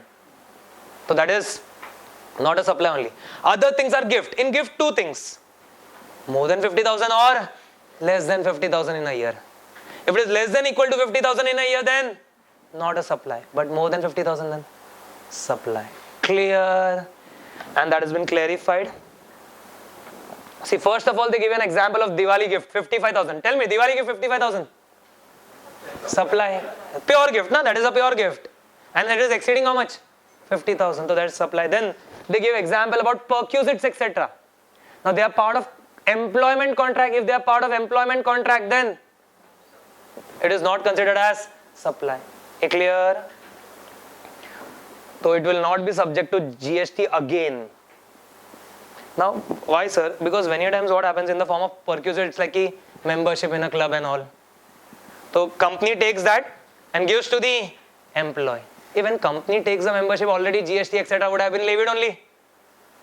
Now when company is giving that services to employee as a perquisite, you can enjoy this club membership. Then no, again GST, because that club membership etc. will be the part of employment contract. It will be included in the CTC. And if it is included in CTC, it is in course of employment, no GST on the same again. Clear? Then free housing to employee, if it is a part of employment contract, then no GST. Clear? Not a supply. This is the recent clarification issued on 11th of July. 10th or 11th of July. Just for your reference, what you can do is to be updated. आगे जाके भी, you can go to ICI का IDT wing, indirect tax wing. They have a separate website. ICI का website is separate. IDT wing of ICI also has a separate website. In that case, there is a tab GST. In that, they have put a tab known as updates, and they have date-wise given all the updates which happened in the due course. So anytime you want an updated knowledge, you can just refer, and they have given in a proper manner over there. Clear? Sure. So we were studying schedule. Which schedule? Chalo. Schedule 1. What was schedule 1? Supply without consideration. Even if it is without consideration, it is a supply. In that, first point was permanent transfer of business assets. ठीक है, fine. Second point, बोलो. Supply between a related person or a distinct person. Clear? Now in the related and distinct person, we are referring to the definition. In definition, I covered few things. We covered what? Officers or directors in one another business. We covered legally recognized partners. We covered employer, and I deliberated a lot on that. Clear? I expect some question out of that, so it was important. चलो आगे जाते हैं. Next definition of relative. Any person directly or indirectly owns or controls 25% or more of the outstanding voting stock or shares of both of them. Means A Limited holds more than 25% in B Limited and C Limited.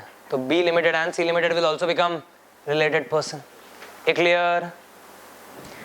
Any person directly or indirectly owns or controls 25% or more of the outstanding stock or shares of both of them. Clear? Next, one of them directly or indirectly controls the other, that is basic holding subsidiary. This is basic holding subsidiary. One of them controls the other. ठीक है? Both of them are directly or indirectly controlled by a third party. This is extension of the above point only. Both of them are directly or indirectly controlled by a third person. Next, together they directly or indirectly control a third person. It means, say A and B form a joint venture AB, and A and B both control. Hey, are you getting now? So A and B have joint control. So A and B also becomes related person. Clear? Earlier it was A controlling B and C. So B and C becomes related. Now A and B milke control AB. Clear? Then person who are associated in business of one another, that one is a sole agent or a sole distributor or a sole concessionaire, however described, of the other shall be deemed as related. I have an exclusive agent. My business is there and I have an exclusive agent. Sole agent, are you understanding? Sole agent bolo, ya fir you can say a sole distributor or a sole concessionaire, all means the same. Clear? In that case, I and that agent will be deemed as related, provided it should be sole one, exclusive one. Sole means exclusive. ठीक है?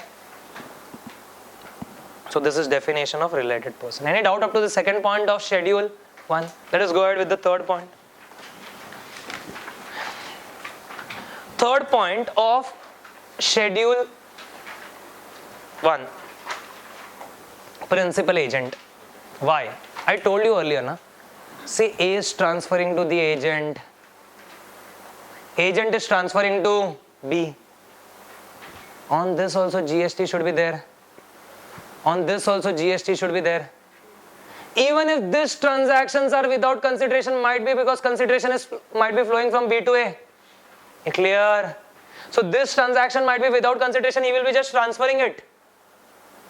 He will be getting only what? Commission. But the basic consideration won't be there of the goods, etc. Clear? Still, this transaction, even if they are without basic consideration, will be deemed as supply. They will be deemed as supply. Clear? This point is specifically for goods. Mark that. First point was all about business assets. Second point, it can be goods or services.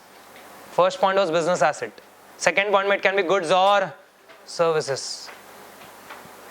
Goods or services. Third point, it is specifically only for goods. It is specifically only for goods. Now you will find 2 points. One will be this transaction and one will be this transaction. There are 2 transactions which happen, na? So देखो, supply of goods by principal to agent without consideration, where the agent undertakes to supply the goods on behalf of principal, is considered as supply. This is the first transaction where principal sends to whom? Agent. And agent undertakes कि I will supply further. Clear? Second transaction, supply of goods by the agent to the principal. Now let us assume he is the agent of B also. So agent will be supplying goods to principal. That's the second transaction. Okay? Without consideration, where agent undertakes to receive the goods. Well, that can be 2 types of the agent, selling agent and buying agent. Hey, are you getting it? Both type of agents are covered over here. Okay? From this we can easily observe कि earlier in the definition of supplier, in the definition of receiver, they put the agent word. Now in this schedule they have given कि even if it is without consideration, branch transfers also we studied. From all this we imply कि they want to make agent also accountable. There should be flow of the invoices, etc. There should not be any gap over there. Clear? Chalo. Example is given, very simple example. ABC Motor Limited engages Asian Cars Limited as the agent to sell the cars. Selling agent. For the purpose, ABC Motor has supplied 20 cars to the showroom of Asian Cars located in Haryana. 20 cars are supplied. They might be supplied without consideration. He is just an agent. Here the supply of cars by ABC Motor to Asian Cars will qualify as supply. Clear? So how much GST, when to pay GST, there will be rules regarding that, don't worry. But there will be GST. Okay? Next, again a point on importation. Sir, you taught a point on importation some time back. What was that point? Just refer, I will have to refer. Chalo check karo. Kya tha importation ka point? That point was part of section 7, subsection 1, clause B. It was, if you import for a consideration, whether it's for business or not, it is considered as supply. Clear? Now we go to schedule 1. Schedule 1 it is with consideration ki without consideration? Without consideration. So now we are talking about without consideration. Earlier we had talked about with consideration. Got the difference? Earlier without ki with. Earlier with consideration and now without consideration. Clear? Again we are talking of importation of services only. At that time also we had talked of importation of service. Importation of goods I won't be talking because importation of goods पे basic custom duty and IGST is there. Clear? Chalo. Importation of services. Import of service by a taxable person from a related person or from his establishment located outside India in course or furtherance of business is supply. Now यहाँ पे you are importing without consideration. But there are conditions. You should import from whom? A related person or your establishment in a country outside India. मतलब you are importing from a subsidiary company or you are importing from a holding company or you are importing from your branch. Subsidiary holding will become a related person. Branch outside India will become a establishment located outside India. Clear? And it is in course or in furtherance of business. Matlab now it should be related to business only. Then it will be considered as supply. Clear? Importation of what? Goods ki services. Services. Importation of services. Who is sending? Any related person. We have studied the definition of related person or establishment located outside India. My branch etc. is sending that services to me. Fine. And it is in course or furtherance of business. It will be considered as supply. So let us sum it up now. So many things about importation of service. Come to a chart. We'll sum that entire thing. Import of service. There can be two types of import of service. One with consideration and other without consideration. With consideration, that was 7(1)(b). Clear? Without consideration is this schedule 1. Okay? In with consideration, even if it is in course of business or it is not in course of business, it doesn't matter, it is taxable because it was there. If it is with consideration gone, it is taxable. It was a supply, correct? If I am importing for a consideration, gone. In course of business, without in course of business, it doesn't matter, it is taxable. Very sure? When it is without consideration, only one thing is taxable, that it should be from a related person and in course of business, then only it is taxable. Otherwise, it is not taxable. Reason, it won't be a supply only. If it is without consideration, it should be there in schedule 1 to be supply. If it is without consideration and it is not given in schedule 1, it cannot be supply and no GST on the same. Clear? So I teach and give you free services. Till now it is covered anywhere without consideration. Without consideration, my first one was. Chalo, tell me. Oh, business asset. Second, related person or deemed distinct. Third one, principal agent. Fourth one, importation. So was there a point where I provide you free coaching service gets covered over here? No. So free coaching services without consideration, not taxable. Without consideration, only 4 things are taxable. Matlab. Are you getting it? And they are the 4 points of schedule 1. Without consideration, only 4 things are taxable and there are 4 points of schedule 1. Any doubt up to this point? We are done with schedule 1. Next is schedule 2. What was schedule 2? Check. It was which point? Section 7 का क्या था देखो. Schedule 2 was here. Check. Section 7 में schedule 2 was over here. Section 7 subsection 1 clause D में.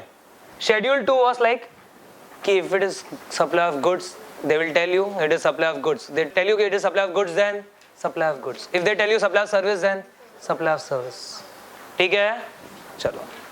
So schedule 2, it's part of section 7 subsection 1 clause D, where you treat certain things as goods and certain things as services. And they are supply. They are supply. Clear? Either they are supply of goods or they are supply of services, but they are supply. And this helps in mitigating the ambiguity of the existing laws. Because always there is a fight whether it is goods or services. For that they have given a basic example of hotel. Come to the direct example over there below. Normally earlier we used to go to hotel. Say 100 rupees का food का bill हुआ. ठीक है? And 10 rupees they charge a service charge. Heard about that? ठीक है. So total basic is 110. Now they will start levying taxes. Lot of taxes. First they will start with VAT. Let us assume the VAT in that state is 14% on restaurants. So VAT 14%. 14% of 100, so it comes as 14. VAT won't be levied on service charges. Okay? Some restaurant used to levy on that also. Okay? Next, service tax. Service tax at the rate 6% after abatement. Service tax will be levied on the entire 100 and that will come as 6. And service tax at the rate 15% on this 10. Why? 10 is to service charges. On that no abatement. On that entire service tax. ये 100 was goods and services, तो service tax में abatement and 6% rate. But 10 is purely service charges. So on that entire service tax of 15%. Imagine the tax, VAT 14, service tax 7.5, total tax of 21.5 on a restaurant bill of 100. Clear? ठीक है. After GST, 100 service charge, 10 total 110 composite. That's it. On that rate, flat rate, how much? 18% because restaurant are considered as services. On services, what's the GST rate? 18%. Bifurcated as 9% and 9%. Correct? And tax will be how much? 19.8. So there will be some reduction in tax. Earlier 21.5 and now 19.8. Clear? So it is very important to bifurcate that goods and services. And one of the example they have given is key. In case of restaurant, they have given in schedule 2 कि restaurants are services. That's it. Even if food is served, we are telling it is service, तो service, no argument. ठीक है? So we start with schedule 2. On that note, schedule 2. Transaction, type and nature. Nature में they will tell कि it is goods, कि it is service, and that is freezed. That's it. Come, first of all, first transaction is transfer of title in goods. Transfer of title in goods. I have sold some goods and title is transferred, ownership is transferred. Then goods. It should not be services. Clear? Because there is a transfer of title, ना title transfer होगा तो goods sale. ठीक है. Rights is transferred without transfer of goods. मतलब I have temporarily transferred your rights से 2 months के लिए rent पे without transfer of title. Then it will be what? Goods की services. Services. Clear? Next, title in goods under an agreement which stipulates that property will pass in future date. Means I intend to contract with today. Say this is the TV which I have. I will sell you after 2 months for, let us say, 20,000 rupees. You say yes sir, I will buy. Contract entered today. Rate decided today, but settlement on some future date. After 2 months I will be selling it, and the goods are certain goods. Goods are which goods? Certain. I told you this TV. You told हाँ sir this TV. So they say title of goods is transferred under an agreement which stipulates that property will pass in future date. Property will pass after 2 months. Hey, are you getting it? Hey, then it is service ki sale only. Sale. So it will be considered as goods only. Clear? Because you are going to get ownership after 2 months. Because title is transferred. Observe na, title transfer होते it is goods. Title transfer होते it is goods. Be it title today transfer हो रहा है कि title is transferred on future date. That doesn't matter. So sir, what about hire purchase?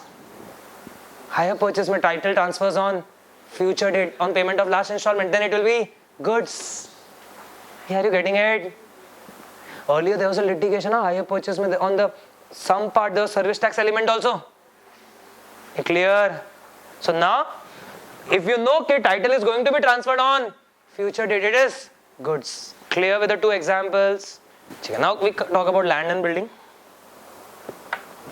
In relation to land and building, if you lease it, you give on tenancy, etc., it will be services only. Whether it is land or whether it is leasing or renting of building, wholly or partly, in both cases it will be considered as service. So land and building, if you give on lease, if you let it out, it will be considered as service. Letting. Letting or leasing or renting is service. Clear? Take it. Next, treatment or process. Now what is this? I can give you an example. Let us say you are manufacturer of cloth. Okay? Cloth has been manufactured by you. Now you need to process it ahead. So you want to dye the cloths. So I am a job worker. You bring the cloth to me and tell me, dye the cloths and give me back. So I do that dyeing work, etc. And then give the cloths back to you. So I am doing some treatment or process. And वो भी किसके ऊपर? This treatment or process is applied on the goods of other person. I am doing that process on your cloth. Clear? Pure job worker. Basically it should be goods की services. बोलो. Services. It is treated as supply of services. Fine. Chalo. Next, 4th one. Transfer of business assets. Transfer of which assets? business asset. We have already studied. Transfer of business asset even without consideration is a supply. Now we need to decide whether it is goods or services. Clear? Chalo. Goods forming part of business assets are transferred or disposed of under the direction of the person carrying on the business, whether or not for consideration they are supply of goods. Example. See, there's a business. It transfers a car to a relative, or it transfers a car to say director, etc. First of all, it's a supply, even if it is without consideration. Now it has transferred what? Car. So it should be what? Goods ki services? Goods. So first of all, if there's a transfer of business assets, it's a supply of goods. Whether it is for consideration or not, it doesn't matter at all. Transfer of business asset, it is considered as supply of goods. Clear? But let us imagine there's a company. It has car. Now director wants to go for a personal trip for 1 month. Long trip. Entire India cover karega. Okay? So company gives the car temporarily to the director. Use it. Don't give me any money. Fine? Now, is it supply of goods? It is supply of service then. Supply of service. Even if it is without consideration, it doesn't matter. So it is goods held or used for the business are put to private use or are made available to any person for use other than business under the direction of the person carrying on the business, whether or not for consideration, it is service. So can I understand like this? This was permanent in nature, the first point. And the second point was temporary in nature. Which was permanent was goods and temporary was service. Clear? Chalo, next point. See, I am running a business. I have many business assets with me. There are many goods in the business also. Now I stop my business on one fine date. Going concern assumption violated. I stop my business. In that case, when you stop the business and you have the stock, correct? That stock is deemed to be supplied. What? That stock is deemed to be supplied and you will have to pay GST on the same. You have not sold also, but it is deemed to be supplied. Let us see. Goods forming part of the assets of any business which are carried on by a person who ceases to be a taxable person. Somewhere he has stopped. Who ceases to be a taxable person due to XYZ reason. Now it shall be deemed to be supplied by him in course or furtherance of business immediately before he ceases, and it will be considered as supply of goods. And on entire thing GST will be there. So basically, he might have taken the credit earlier. So now they don't want to lose it out. He ceases to be a taxable person, na? So then they say, wait, you are ceasing to be a taxable person. We deemed that just before you cease, this is a supply, and give the GST on that and then cease. Then stop your business. We have no problem with that. Pay the GST and then stop. Clear? Okay. So a trader is winding up the business. Any stock which is left shall be deemed to be supplied. Deemed to be supplied. Sir, are there any exceptions? Because this can be a very harsh on business. There are few exceptions if the business is transferred as a going concern. Business is transferred as a going concern. Imagine I have a retail shop.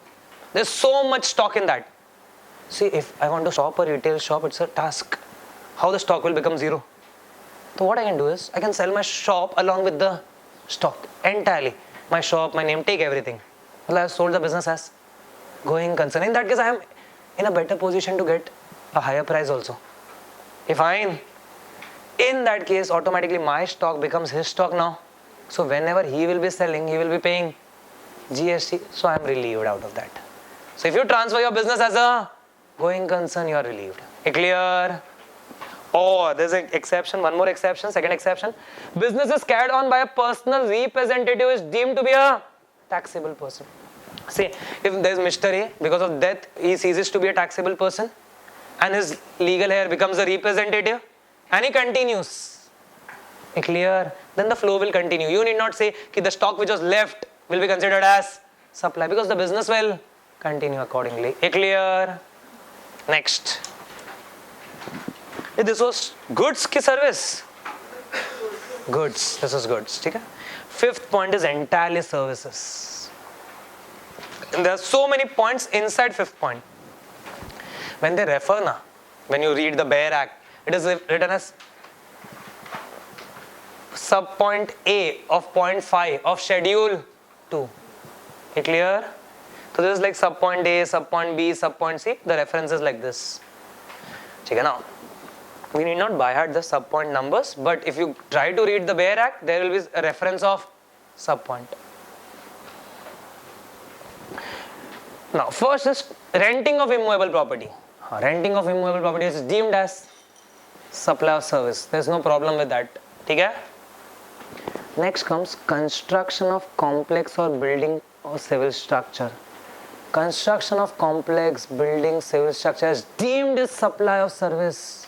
Earlier when a builder used to make building, and if he used to get a consideration, some consideration before OC is received, then on that VAT, then service tax. Correct? So there's a litigation of VAT service tax, so they clarified कि if there's a construction of building complex etc., it's supply of service. The question arises, so that clause of receiving the amount before OC, it is still there, so right? If any consideration, even if some amount, any consideration, if any consideration is received before OC, OC समझता है? Occupancy certificate by the respective authority. So if even 1 lakh is also received out of 10 crore, gaya. Any amount is received before OC, it will be deemed as supply of service. If it is deemed as supply of service, then GST. All the builders were in fix now. Aadha bana hua building. Clear? They got the money before OC. So price might increase accordingly. Chalo. What if entire consideration is received after OC? There cannot be GST on the same.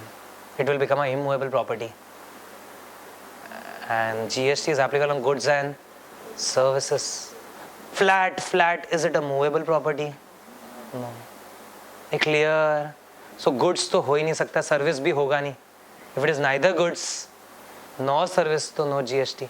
So if say if there's already a flat where OC is received and I try to buy it second hand, I am the second owner, then GST will be there, kya? No. Clear? After completion certificate you are safe, because it is not service over here, and since it is immovable, it is not goods also. Okay? So can I say the position is squarely the similar one? Earlier there was VAT and service tax, now there is GST. Okay? Problem will be to those builders जो VAT service tax में मस्ती किया रहेगा, लेकिन अभी GST में register जब compulsory किया रहेगा, तो उनका कैलकुलेशन हिलेगा. लेकिन पहले से अगर कोई बिल्डर ने प्लान किया रहेगा कि भाई VAT और सर्विस टैक्स लगने ही वाला है और अभी GST, तो उतना मेजर इम्पैक्ट नहीं आएगा. ठीक है? Next D1, development, design, programming, customization, adaptation, upgradation, enhancement and implementation of IT softwares. In IT software also there was so much litigation earlier. If there's a canned software which is sold in a packaged form with MRP, then there was VAT. And then normal development of software etc., then there was a service tax. So they have clarified development, design, programming, customization, adaptation, upgradation, enhancement, implementation, anything of IT software, it is service. It is what? Service. Clear? So somewhat assurance available कि how much rate will be applied. ठीक है? Example they have given कि business related, GST related software you have taken for smooth processing of returns and accounts, it will be considered a supply of services. ठीक है? ठीक है? There is one more point over there. Temporary transfer, permitting use or enjoyment of intellectual property rights. Example, IPRs, copyrights, then patents, etc. Say, let us say I have a patent on any process. Okay? Now you want to undertake that process. So what I can do is I can temporarily transfer that IPR to you for limited period, and you will be paying royalty on the same. On copyrights, patents, what is paid? Royalty. Royalty was goods ki service earlier also. Service. It is still a service only. Clear? But which transfer? Temporary transfer. Lekin say I have a patent and I permanently transfer that patent to you for all over India, all over the world. Permanent transfer is not covered. What is covered over here? Temporary transfer. Clear? Temporary transfer of IPRs are covered over here as supply of services. Next point is agreeing to an obligation to refrain from an act or to tolerate an act, to refrain from an act, to tolerate from act, to tolerate a situation or to do an act. Matlab, I am providing you some goods and services and in return you are, let us say, agreeing to an obligation, tolerating an act, etc. Or I am giving you money and you are ready to tolerate an act. Example, I tell you I will give you 10,000, I am going to sing a song and you have to listen for 1 hour. You are tolerating an act, that is also what? Service. Clear? So tolerating an act, refraining from an act, that is service. Fine enough? I tell you I will give you 5,000 if you stand in rain for 2 hours. You are tolerating an act, service. Okay? These are same examples which are there in service tax. I am not giving no new examples out of that. Okay? Chalo. They have given an example, a sophisticated one. Payment of liquidated damage under a contract for non-performance or short performance is also covered because when a damages is paid, they are basically paid for tolerating non-performance of contract. I have entered into a contract with you. Say you breach the contract, so you pay damage because I am tolerating your non-performance. Clear? So that is also what? Service. Clear? Next. Transfer of right to use any goods for any purpose. Matlab, this is renting of goods. Renting of immovable property, renting of goods. Goods matlab movable. Renting of movable things should also be what? Service. No doubt about that. ठीक है? Right to use is transferred. If title is transferred, title of goods is transferred. Goods. Right to use goods is transferred for some purpose. Service. ठीक है? Next one. Next comes composite supplies like work contract services. In work contract services, as goods also and services also. Some materials are used, some labor is done.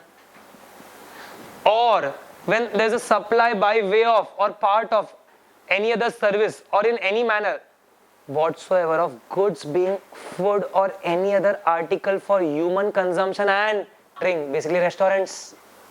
So work contract services and restaurant services are deemed as supply of service. No argument now. It is deemed as supply of services. Because earlier work contract was a task.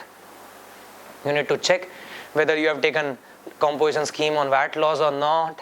Then come to service tax and then accordingly apply कि service tax में you will be going by a direct scheme or actually calculating and all. There's a complex calculation in work contract. Gone everything. It is now service. Clear? Next. Next is supply of goods by an unincorporated association or body of person to the members for cash or deferred payment. Some unincorporated association is providing services to its members. It will be considered as supply of goods. Example is given. A local club supplies snacks to its member during the monthly meeting. It is supply of goods. Deemed as supply of goods. There will be some service also. But they have deemed as supply of goods. Clear? Because they will be procuring it at a lower rate, supplying to all the persons. There will be some service element definitely in that. But deemed as goods. Okay? Okay, so this was all about schedule 2, which was either telling us it is goods or it is service. And this was all part of section 7, subsection 1, clause D. It is a supply. Okay? Next. Schedule 3. It is part of section 7, subsection 2, which says it is not a supply. Supply ki not a supply? Not a supply. Our entire discussion was on 3 subsections of section 7. Okay? Chalo. Subsection 2 of section 7, not a supply. Schedule 3. It is considered, you can name it as negative list. Okay? Observe, all of the points are same as studied in service tax. Let us see that. Okay? So it will be simpler now. First one, service is by employed to employer in course or in relation of employment. In course of employment it should be there. If it is not in course of employment, then obviously taxable. Only in course of employment it is not taxable. Example, say I'm a CA, I work as a, let us say, employee. My boss was, say, let us say, MBA, he was not a CA. So he told कि उसके wife का return भरेगा क्या? I charge the consideration then. That is not exempted over here. Here what is exempted? Only in course of employment. Clear? Next. Services by any court or tribunal established under any law for timing and force. Court provides service of doing justice. आँख बंद करके. Clear? They charge something as court fees. On that, no GST. ठीक है? Court can be at local level, local courts or high courts or Supreme Court, any level of court. ठीक है? So it is any court over there. Next. Next is functions performed by member of parliament, state legislature, member of panchayats, member of municipalities, that is our corporators, member of other local bodies. Try to understand this. MP, MLAs, they are not employees of government. They are people's representative. We have elected them, correct? So they function in that position because of the Constitution of India. They get fees for that. They don't get salary. What they get? Fees. Normally it is not in course of employment that can become taxable. So they have made themselves exempt. Clear? They only make the law, na? So any functions performed by MP, MLA is not considered as supply only. This was there earlier also. This is there now also. Okay, same point. Functions by MP, MLA. Next, duties performed by any person who hold a post in pursuance of Constitution of India in that capacity. Example, anyone? Any person who holds a position as per the Constitution of India. Service tax पढ़ा रहे तुम लोग ने.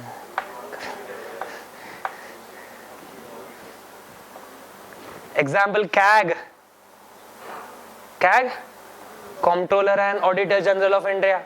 He holds the post because of Constitution. CJI, Chief Justice of India. They hold position as per the Constitution of India. They are not employees. They get fees, and that is not considered as supply only. No GST on same. Fine. Next. Duties performed by a person as a chairperson or a member or director in a body established by a central government or state government or local authority and who is not deemed as employee.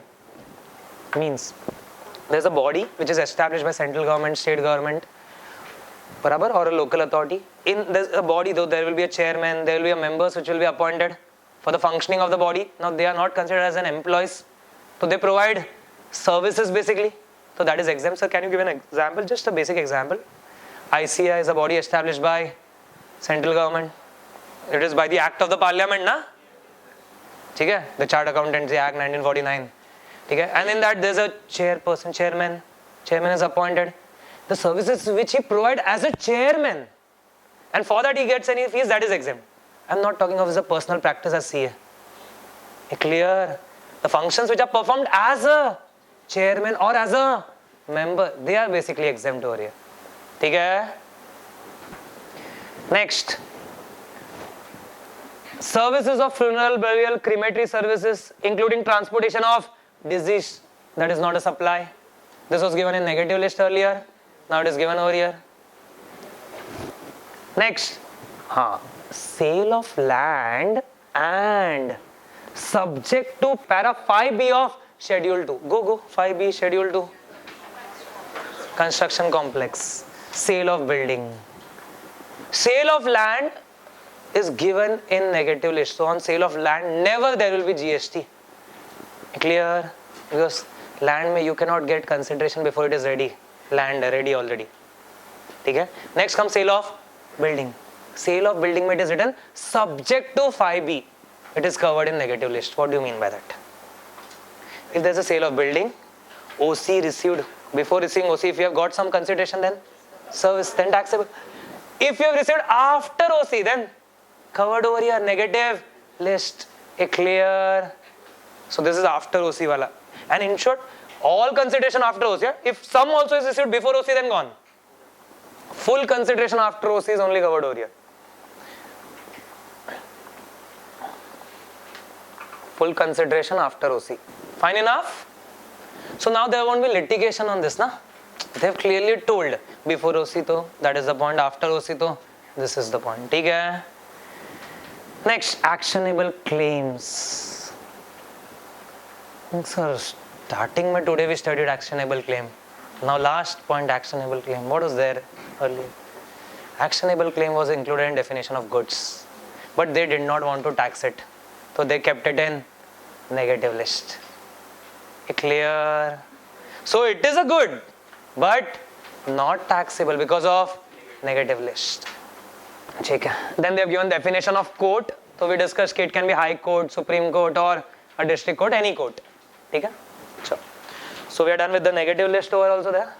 In short, we are done with section 7, the biggest of all. Clear thoroughly. So we never deliberated of section 7 subsection 3. What was that? Government will issue notification and tell कि this is goods to goods, this is service to service. We have to wait for notification for that. ठीक है? चलो. Next section, that is section 8. Composite supply or a mixed supply. I give you an example of composite supply earlier. AC with installation and warranty. Okay? Now I can give you an example of mixed supply also, and then we'll deliberate on the same. Mixed supply is like they are not naturally bundled in course of business. They are artificially bundled. Naturally bundled means in natural course of business only it happens. Artificially means I try to mix it. Okay? Mix and match. Let us say I told you that I am going to provide you coaching services, and also I am going to give you iPhone to all of this, and the total fees is this much. Was that a natural bundling? Was the phone required also? No, just to induce the student I told, so that they tell the parent that the total fees is this much, and they join and they also get a iPhone out of that. Hey, are you getting it? So I am providing coaching service also. iPhone not at all required with the main service. Natural bundling ki artificial? Artificial. They are known as mixed supply. They are known as which supply? Mixed supply. There are two types of supply. One is composite supply, which happens naturally in course of business, and other is the mixed supply. That is not natural. So they have made rules. In case of composite supply, the natural one, the principal supply will be considered. Like in our AC. What was considered? AC, and the rate of AC was applied. In case of mixed supply, you are trying to manipulate. You are trying to manipulate the rate which is applicable to the highest supply will be considered. Highest rate will be considered. So they will see teaching pe kya rate hai.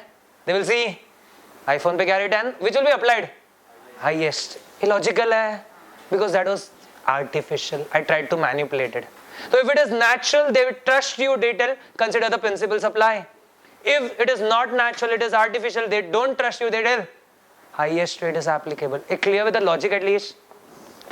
Many times during Diwali, you get a box of, say, gifts. In that there's a cold drink also, and there's a, let us say, chocolates also, sweets also, and it is wrapped together in an attractive packing so that you can give to someone. Now they say that this type of packing is an artificial bundling, mixed supply, because they could have been sold separately. Clear? There's no need of cold drink along with, say, sweet. Hey, are you getting it? I can say installation was required with AC. That was natural thing to happen. Fine. Obviously, this is open to litigation. There can be case laws in future, whether that was a natural bundling or not. So you can find case laws over this point in future, definitely. Let us see the wordings of the section and how to go about. First of all, section 8 says that if it is a composite supply, then it shall be treated as supply of principal supply. Composite material will be treated as supply of principal supply. And if it is a mixed supply, it will attract the highest rate of tax. The supply which attracts highest rate of tax, it will be considered. Supply which attracts highest rate of tax will be considered in case of mixed supply. So we need to consider that. Aa niche. A heading is given composite supply. Composite supply means supply that are made by a taxable person to a recipient, and it comprises of two or more taxable supplies of goods and services or both. There are two or more goods or services. There is a mixture. AC with installation with warranty, or any combination thereof, and they are naturally bundled. This word should be there in exam. And they are what? Naturally bundled. And supplied in conjunction, together, to each other in course of business, in course of business. So they are naturally bundled in course of business. These two words, naturally bundled in course of business. Then it is which supply? Composite supply. And if it is a composite supply, then what will be applicable? As if it is a supply of principal supply. So that is given over there. Composite supply comprising of two or more supplies, one of which is principal supply, shall be treated as supply of such principal supply. Okay? Example is given. I am going to sell, say, shirts to you. So I pack the shirts and give you. I also transport it. And transport insurance is taken. 1 minute. How many supplies? 4 supplies. Shirt. Packing. Transportation. Insurance. Some are goods, some are service, some combination thereof. It's normal thing which happens in the business. If you buy thing, तो सामने वाला pack करके पहुंचाएगा. It's a natural bundling. So what is the principal supply? Tell me. Shirt. So that will apply on the entire transaction. Clear? Chalo. Next example. Next example is TV, as we discussed about AC. Same. Warranty, etc. Okay? Next comes mixed supply. Okay. In mixed supply mein, is it naturally bundled or not? Artificially, not naturally bundled. So they have told 2 or more individual supplies of goods or services or any combination thereof made in conjunction. Matlab, there's a common price for all. They have not bifurcated. Conjunction means common price. With each other by a taxable person for a single price where such supply does not constitute a composite supply. Okay. Matlab, there are 2 or more supplies for a single price and it is not a composite supply. If it is not a composite supply, matlab, there was no natural bundling. Since there is no natural bundling, gone. Clear? So either clearly it is given the supplies are independent and are not naturally bundled. In that case, what will happen? So it will be treated as supply that attracts highest rate of tax. It will be treated as supply which attracts highest rate of tax. They have given the example of that package of that food, sweets, chocolates, drinks, etc. Clear? One more example they have given. There can be a debate on that. Say I went to buy a refrigerator. In refrigerator, trays, etc. will come. Barabar na? But they also gave me the bottles, water bottles. Empty bottles. Are you getting it? So they say that was an artificial thing to happen. That bottle should not have been supplied. That bottle could be sold separately also. If I buy the fridge, trays should be there where I will keep the things. But the bottle can be provided separately. And that was treated as artificial bundling. That is the example given by institute. Fine. Some students can argue, sir, bottle bhi to chahiye. But theek hai. Clear? Chalo. This was the entire GST. Very clear with your 10 marks? Confident enough? ठीक है.